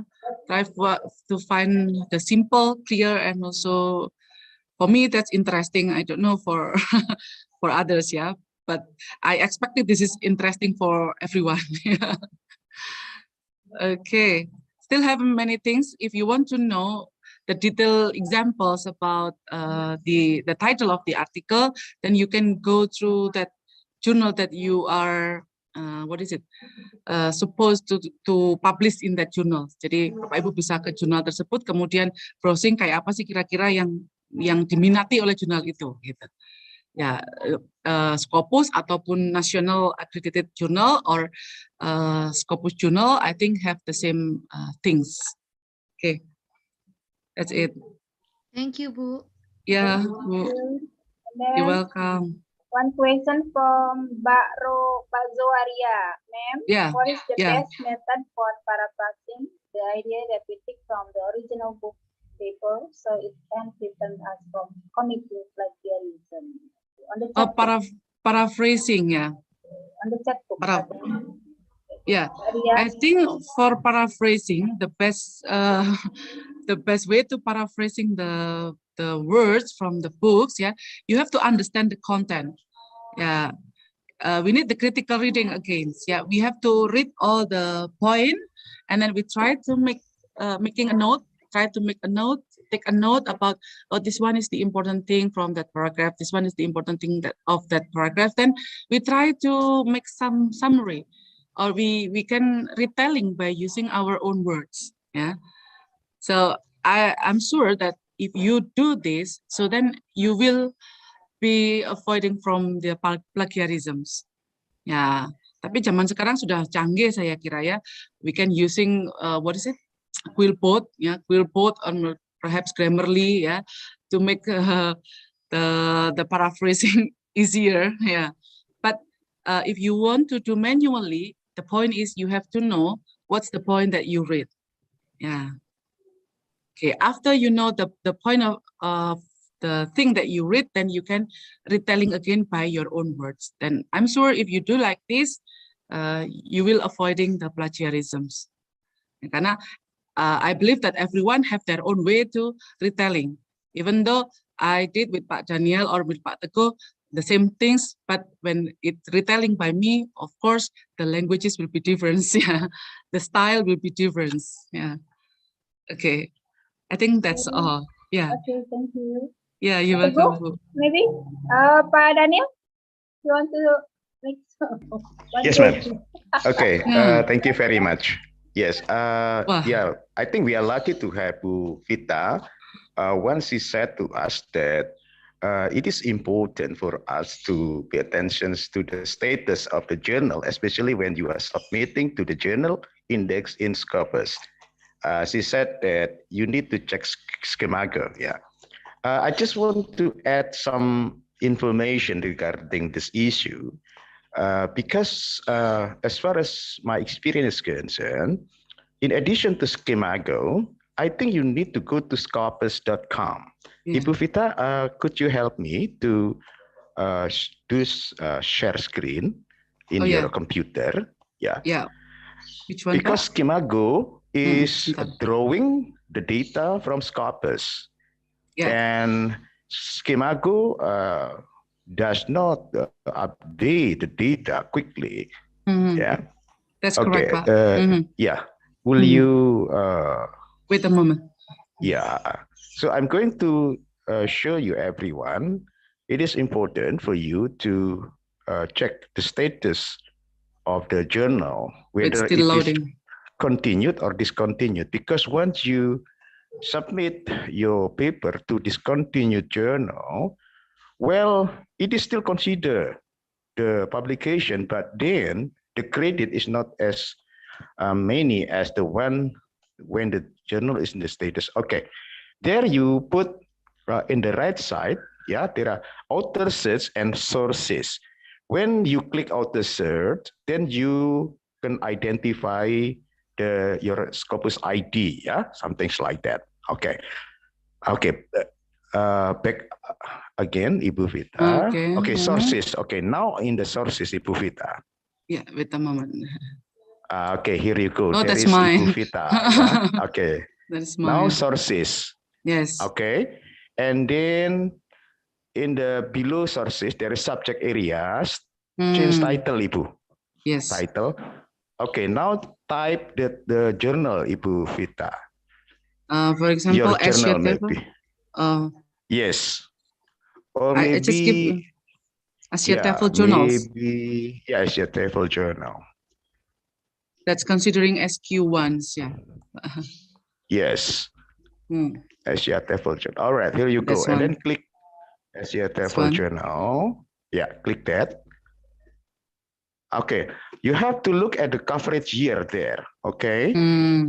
In there, to 2004, it means that the journal is acknowledged to be indexed in Scopus. But then in 2005, it's no longer indexed. That's correct. Again, indexed in 2007, and then in 2008, not longer indexed. Okay, so here you have to be very careful. And then from 2010 to 2020, yeah, it is indexed, but then you have to wait for 2022. So you have to wait for the announcement from Scopus.com. Yeah.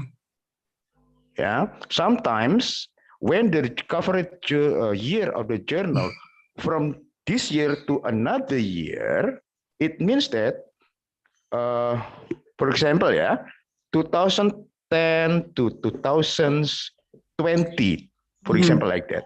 It means that in the year of 2021 is no longer indexed in Scopus. It means discontinued. Yeah. So you have to be very careful with that. From something like that. Okay. Okay, that's just the additional information, Bu Vita. Thank you very much. Thank you very much, Pak Daniel. Yeah, the expert of Scopus, I think, Pak Daniel. Okay, thank you very much, Pak Daniel. Okay, still have any other questions, Bu Yani? We do, Bu, from Ibu Mega Hasnani. Ma'am, could you give a more explanation? Pardon me, Bu? Bu Yani.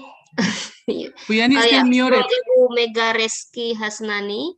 Ma'am, could you give me more explanation of abstract keyword and tenses that we use in it? Okay, abstract keyword and tenses. Okay, in abstract, especially, let me share my screen. Sebentar. Sebentar, Bu. Okay, wait a moment. Again, okay, in abstract, we have the, the conclusion, yeah, from the whole of our manuscripts. Again, we have to know about the objective.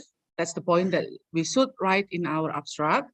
We have to explaining about the objective, why we do or why we did the research, yeah. And also we have to know about the method. Method should be including in the abstract, how many participants, and also how the research conducting, yeah. It should be clear and also simple. And the next one, we have to go with the conclusion and also the result in brief but clear, yeah, Ibu Bapak. In one sentence is enough, I think. About the keywords, of course, it is related to related to the topic that we use in our research. That's the point. Keyword is the words that commonly appear, that commonly we use in our research. Yang sering kali muncul itu apa? Kata-kata apa? Biasanya terkait dengan judul, terkait dengan kata yang kita gunakan untuk menulis di dalam our articles. Something like this. Okay. We don't need to add the table, illustrations, references, and so on. If we have the whole articles, if we have the whole manuscripts, yeah. If only the abstract, then you put someone's opinion inserting in your abstract. So I think you need to put the references also, but it is not suggested. Yeah, you have to emphasizing on the objective only, and also the methods, and also the result and conclusions. That's enough. The point in abstract, and also keywords. We again focusing on the word that commonly appear in our manuscript, or it is related to the theme or topics in our title or our manuscripts. Okay, I do hope that it is satisfied you, Ibu. Okay, thank you, thank you. You're welcome, Bian. One question maybe, yeah? One question Yeah. again. Ibu Joaria. Ibu Joaria. Joaria. Okay. Are you there, Ibu Joaria? Ibu Joaria. You can read the questions, Ibu. Ibu Joaria. Ibu Mbak Joaria, are you there? Yes, I'm here. Sorry for that. Please. You want to ask directly to Ibu Vita?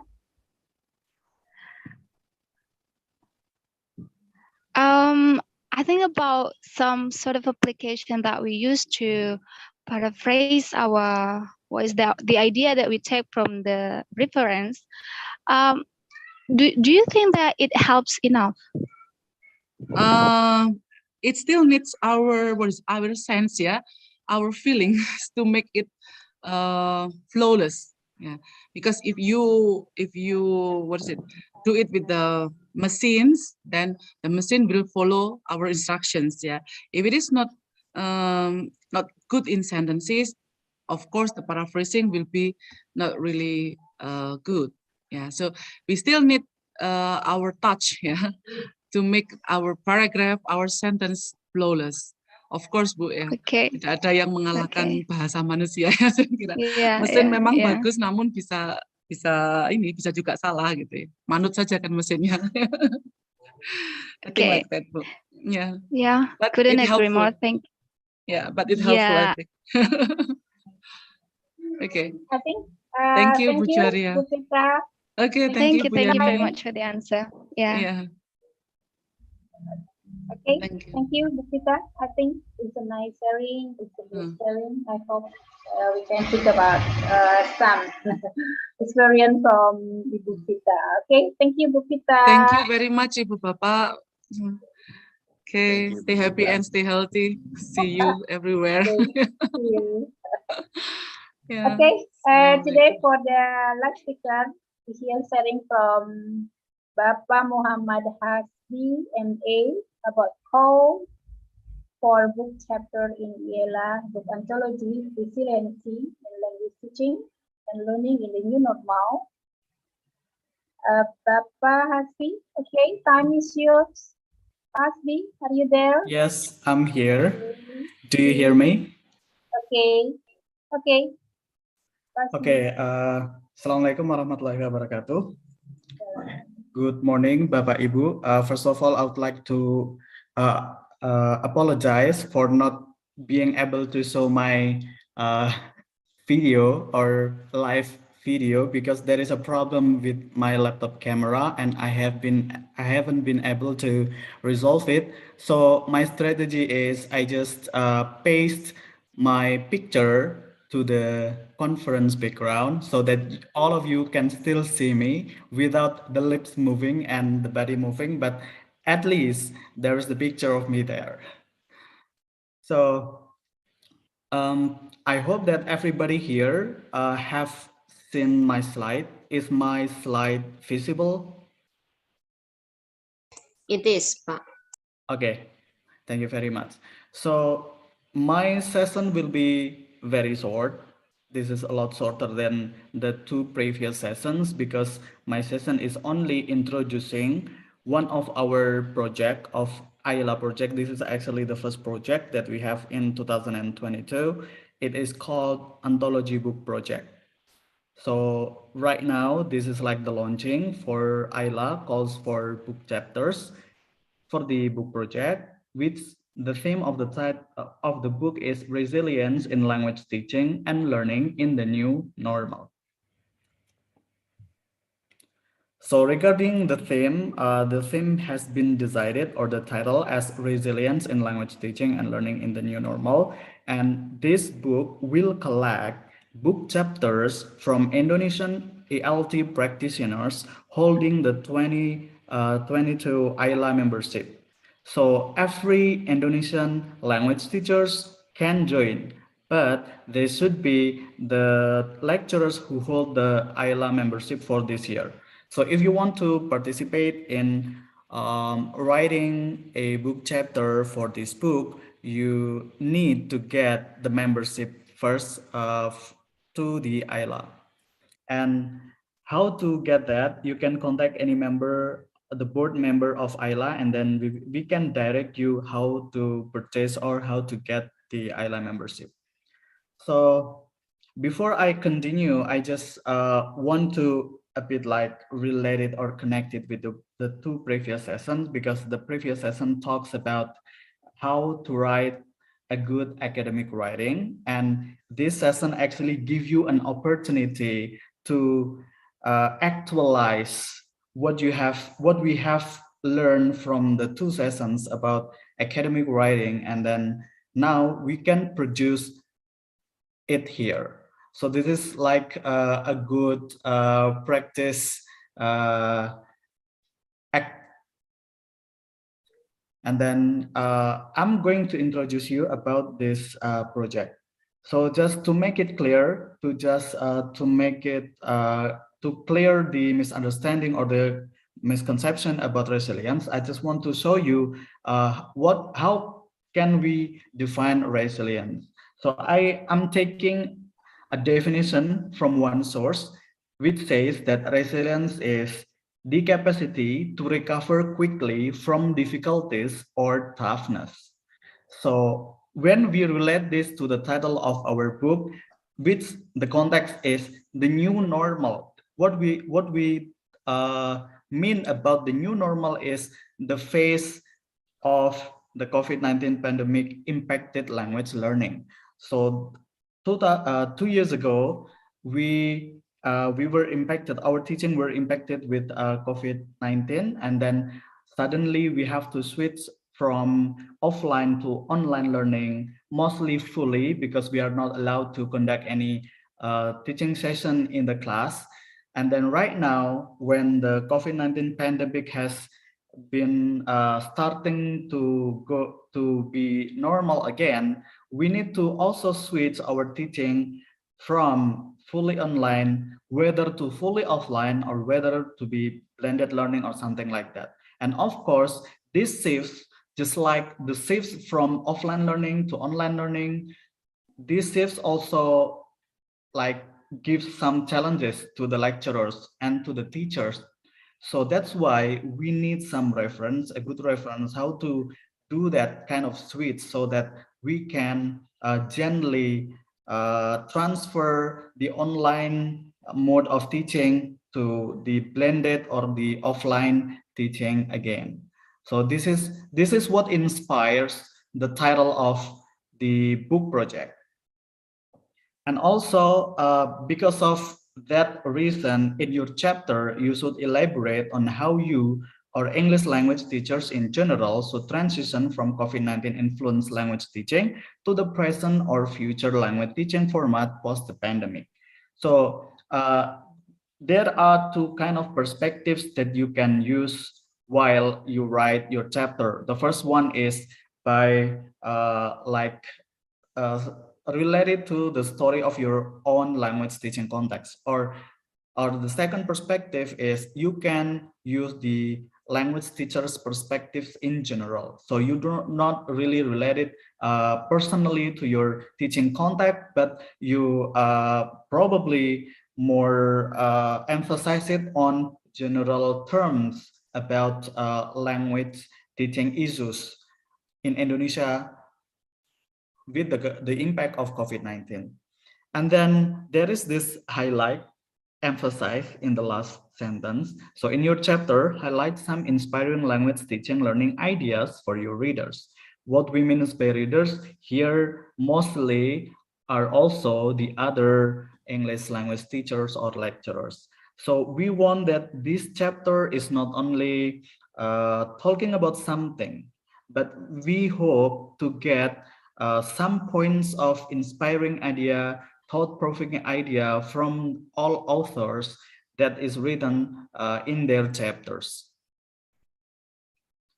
And now I would like to explain about the project guidelines. Just like journal articles, they have some guidelines for us to follow while writing.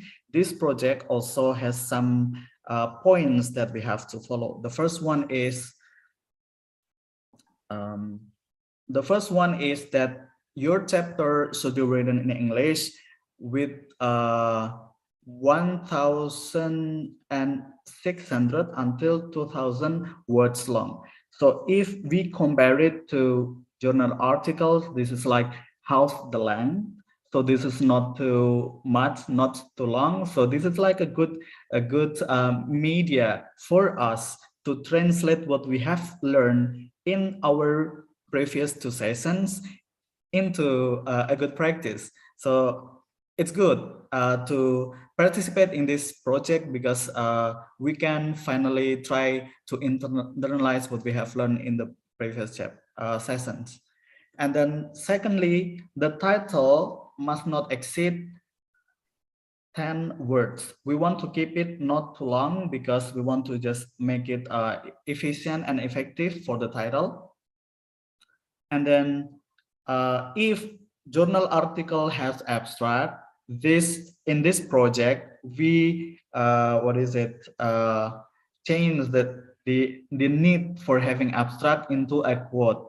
A quote here will be taken from 1 or 2 sentences that is written in our chapter, which is very powerful to be put just below the title. So this is like the highlight sentences or sentence from our writing. And then by the end of your chapter, make sure that there will be a reference list, which will be listing 10 until 16 reference sources, no less, no more. And then also short bio with your formal photo attached. And the biography, we keep it very short, between 50 until 70 words only. And then here, authors are also obliged to pay or need to pay 25 as a commitment and publication fee. And then we, IELA will distribute or will share a chapter template in the form of Microsoft Word so that every interested author can just start writing from there. So you do not need to prepare your own or to make your own template of writing to follow this kind of rules. So you do not need to hesitate for doing that. You just need to download the shared Microsoft Word chapter template and then use that to write your chapter. And here is the look of the template. So the template will be only in 2 pages, but after you write your chapter, it will be turning into probably 7 or 6 or 8 pages long. So in the left side here in the page 1, we have written the guideline, the full guidelines for the book chapter composition. You can read carefully later, but the basic or the most important points of the guideline I have just shared with you all. And then the right side, it is the look of the chapter organization. So starting from the title and then the quote and then your full name and title and then your institution, and then starting with your the body of your chapter, and then reference, the bio. Even the bio also has an example there. So even I have put the box to be put your auto photograph there. So it's already set there in the template. So it's very simple. Just download it and then start writing there. So everything is already set for you interested authors. And then I'm going to share you about our book project timeline. We do not want to drag time, so that's why we have to make also the timeline. So starting from today, April 23, you can all submit your chapter, but because we are just about to start writing, we give some extended time. So it's until May 22. So it's a whole month, one whole month for us to write this chapter. So I think that's an enough time. And then the publication process will start after that from May 23rd until June 30. So it's about 1 month again to process that, just like editing your drafts and then submitting it to publisher and so on and so on. So we estimate that we will take around 1 month more or less. And then the last one is, when will the book be issued? So we estimate that it will release in early July 2020. So the full duration of the project is more or less 2 months. And we hope that we can publish it exactly in early July. And I will negotiate to the board members of IELA so that after the book is ready to be shared with other English lecturers globally or nationally in Indonesia, probably we can have some event of webinar or something like that. I will talk to the board members first. But yeah, that's the whole timeline. And who's the coordinator? It's myself. My name is Muhammad Azbi, and here is my phone number. My phone number also will be appearing in some WhatsApp groups, because I will be sharing the templates to you all in IELA groups, whether it is in WhatsApp, whether it is in Telegram. So we will share the template there, and probably I will be the one who will be sharing that. So you can just later contact me in regard with this project. And lastly, I would like to say thank you for Bapak Ibu who have been listening to this project introduction, and we are waiting for your thought-provoking and inspiring book chapters. Thank you very much. And if there are some questions that you want to ask to me regarding this project, you are very welcome. Okay, thank you, Pasti. I think for the first, maybe just for a member IELA. I think is it right, Pasti? Yes, IELA members with active membership. So we have around 300 or 400 IELA members, but some of them have not, how do we say? Their active membership. Some of them are only for 2021 year, but they haven't prolonged it or reactivate again in this year. So you need to make it active first. Active member IELA. Okay. Yeah. I mean, if in here, I think there are some of the participants maybe not yet to be member IELA. Okay, and then kami tunggu untuk join with our IELA group. Maybe I think there are so many facilities to give from IELA, such as book chapter, book ontology, or writing about journal, maybe for the article journal. And then I hope all of the participants who did not join about IELA, and then we will waiting for your joining. Okay, any question for Pak Hasbi? I think. Any question for Pak Hasbi or another participant? I will try to start writing. Okay. Mbak Maya, mau nanya silakan. No, thanks. I think I will start writing right now. Okay. But I can't find an IELA group in Telegram. What is it? I just found what is it? Yeah, I got information from dosen bahasa Inggris Indonesia. Let's see. At the group of IELA, I cannot find the IELA in. We will let you know later. Oh yeah, okay. Thank you. Okay, IELA from Telegram, I think it's the private group. Jadi who someone to join up with the member, nanti kita otomatis Yeah, okay. ke Telegramnya. Okay, jadi for participants who do not join about the member, I think it's time for all of you to join about the member of the IELA. I see. So the first thing that we have to pay for the membership fee, right? After this. Okay. Yeah. Thank you, Babaya. Okay. Yeah, and don't worry, your IELA membership for this year is not only for the purpose of joining this book project only. There will be more programs of IELA, and of course, lecturers with IELA, an active IELA membership, they will get more benefits such as attending webinars with free entrance. So for those who have membership to join this program, they will not need to pay anything and they will get a free certificate. So it's just like one example of the benefit. Yeah. There will be more benefits. Yeah, I'm so excited to finally I find the community to share with, to share everything. Yeah. We are also excited that you found us. Yeah. I was curious about this.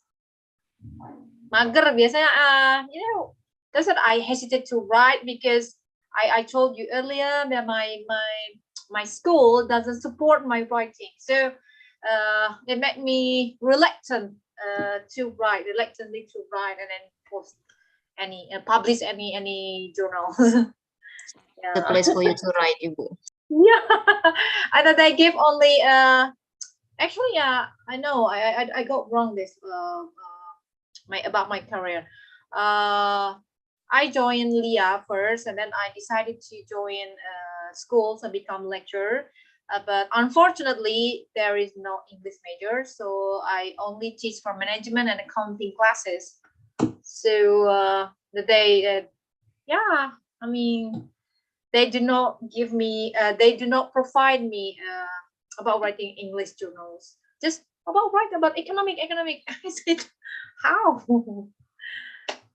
That's why. Yeah, sometimes we need to make rooms for ourselves. Like, yeah, exactly. When we expect others to give us chance or room for us to actualize ourselves, there is limitation for that, and probably they don't have like the same mindset for the people under the institutions to grow. So that's why we need to find those places outside our circle sometimes, and IELA can be one of those outside circles for every Indonesian lecturers. Yeah, I only teach for speaking to my students.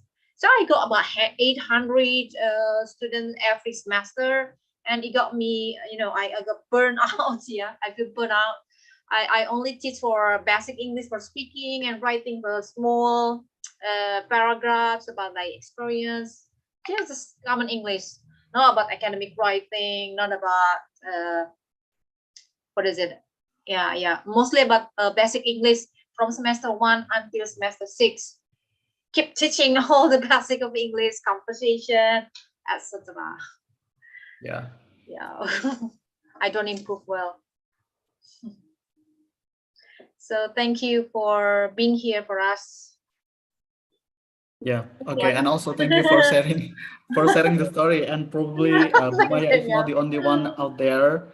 And probably some of us who have been in IELA also had the same story before, and then after entering IELA and then joining this community, some things change. I also have I got some benefits too, and I think everybody who are in IELA. Moreover, if they are active, they get more benefits. Yeah, I felt like I will lost child. I mean, how can I write and who will be my partners like that? Because mostly of my co-workers are economic lecturers. So, yeah, that was my problem. Okay. Thank you. From Bu Ana, Mbak Ana, Pasvi, is there a question from Mbak Ana? Okay. Ana, Mbak Arjulaya, Ana. Which one? I It's have from the already chat written box. in the chat box. Okay. Wait a Mbak minute. Arjulayana, Mbak Ana, you want to ask? Okay. Is it possible for me to see your previous book chapter? Its references belong to that 2,000 words for this book chapter. Actually, I don't have the authority to show you the previous chapter because the right to do that is, of course, attached to the main board members like Mr. Daniel and so on. But after this, probably Mr. Daniel will share about this thing. Whether it is possible to share the whole like PDF files or just some examples for it. But I suggest you to contact Mr. Daniel or Buyani or other main board members. So regarding the first question, and then regarding the second question, is it included? Yes. So we count the words, the word requirement, which is 1,600 until 2,000, is the word count for the body of the chapter. So starting from the subchapter, the first level subchapter, until the what is it? Yeah, below the reference. So we have reference and bio. So below, before the references, only the body of the chapter only. So it's excluding. Yeah. Thank you, Bu Andini. It's excluding the references and bio. Okay. Once again, yeah, one question again from Mbak Joaria. Okay. Is there any certain occasion that can allow the members to have a meeting to share ideas like this apart from the webinars? Again, this should be addressed to like Mr. Daniel and other board members because I'm not in charge of like segregating agendas in IELA.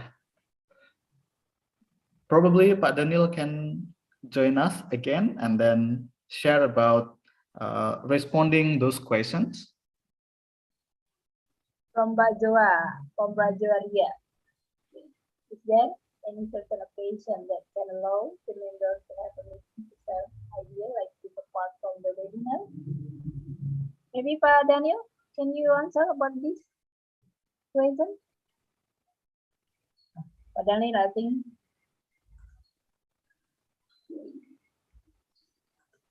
I'm looking for my microphone.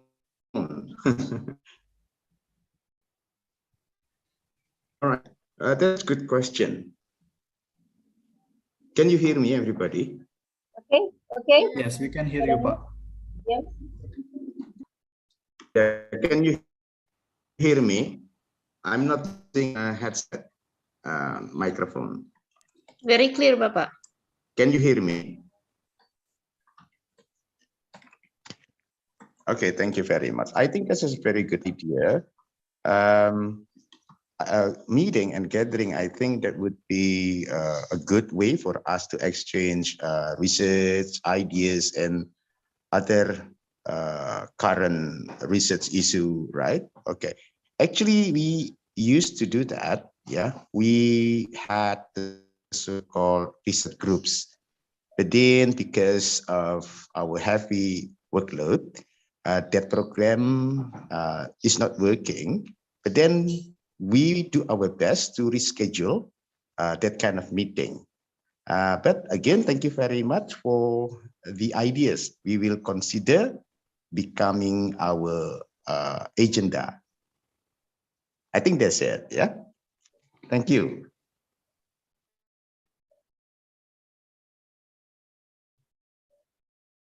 Okay, thank you, Mbak Gloria. I think we have got next agenda maybe for just for information. I think for IELA, I think we have got launching for journal maybe as soon as possible. As soon as possible, IELA want to launching about the journal, and then yeah, mudah-mudahan maybe as soon as possible. Okay, I think Pasbi, thank you for your sharing. Okay, Pasbi, thank you for your sharing. Okay, before. Okay, thank you everybody for listening, and I officially close my session. Thank you very much, and see you again later. Okay, thank you, Pasbi. Okay, last agenda before we close the webinar. We take a photo before we take a photo. Buela, Oke, Bapak. Oke. Pak Hatri, mohon ditarik screen-nya, Pak. Mohon maaf. Okay, everyone. Can on camera. On camera dulu. Okay. All participants, can you? Kita ambil di layar pertama, Ibu Bapak. Your best smile. 1, 2, 3. Maaf, Pak, saya belum nampak nih. Rugi saya. Sebentar. Oke, 1, 2, 3, smile. Kita ke slide yang kedua. Oke, slide yang kedua. 1, ada Pak Fahmi. 2, and 3, smile. Dan Ibu. Back to Ibu Yani. Okay, thank you. Finally, I would like to thank the speaker, Thank you. Pak Patrice, Bu Fita, thank you, and then Pak Hasi, thank you, and then for all the participants, for the committee, and then for the participant of the IELA webinar, and then always keep healthy and strong. And then I'm sorry if I've got a mistake, and then if I'm sorry if I've got any wrong word. Okay. Mohon maaf lahir batin. Selamat Hari Raya Idul Fitri. Assalamualaikum warahmatullahi wabarakatuh. Okay, good afternoon. Thank you everybody. Terima kasih Pak Patrice. Thank you Bapak Ibu, Mbak Tan, Biani. Thank you Prof. Patrice. Terima kasih. Patrice, makasih Patrice. Terima kasih Pak Ginting. Pak Daniel, makasih. Dwi. Ya, see you Bapak Ibu. Yani. See you. See you. Musiknya sendu ya.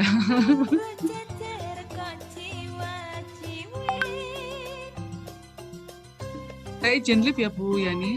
Terima kasih. Terima kasih Ibu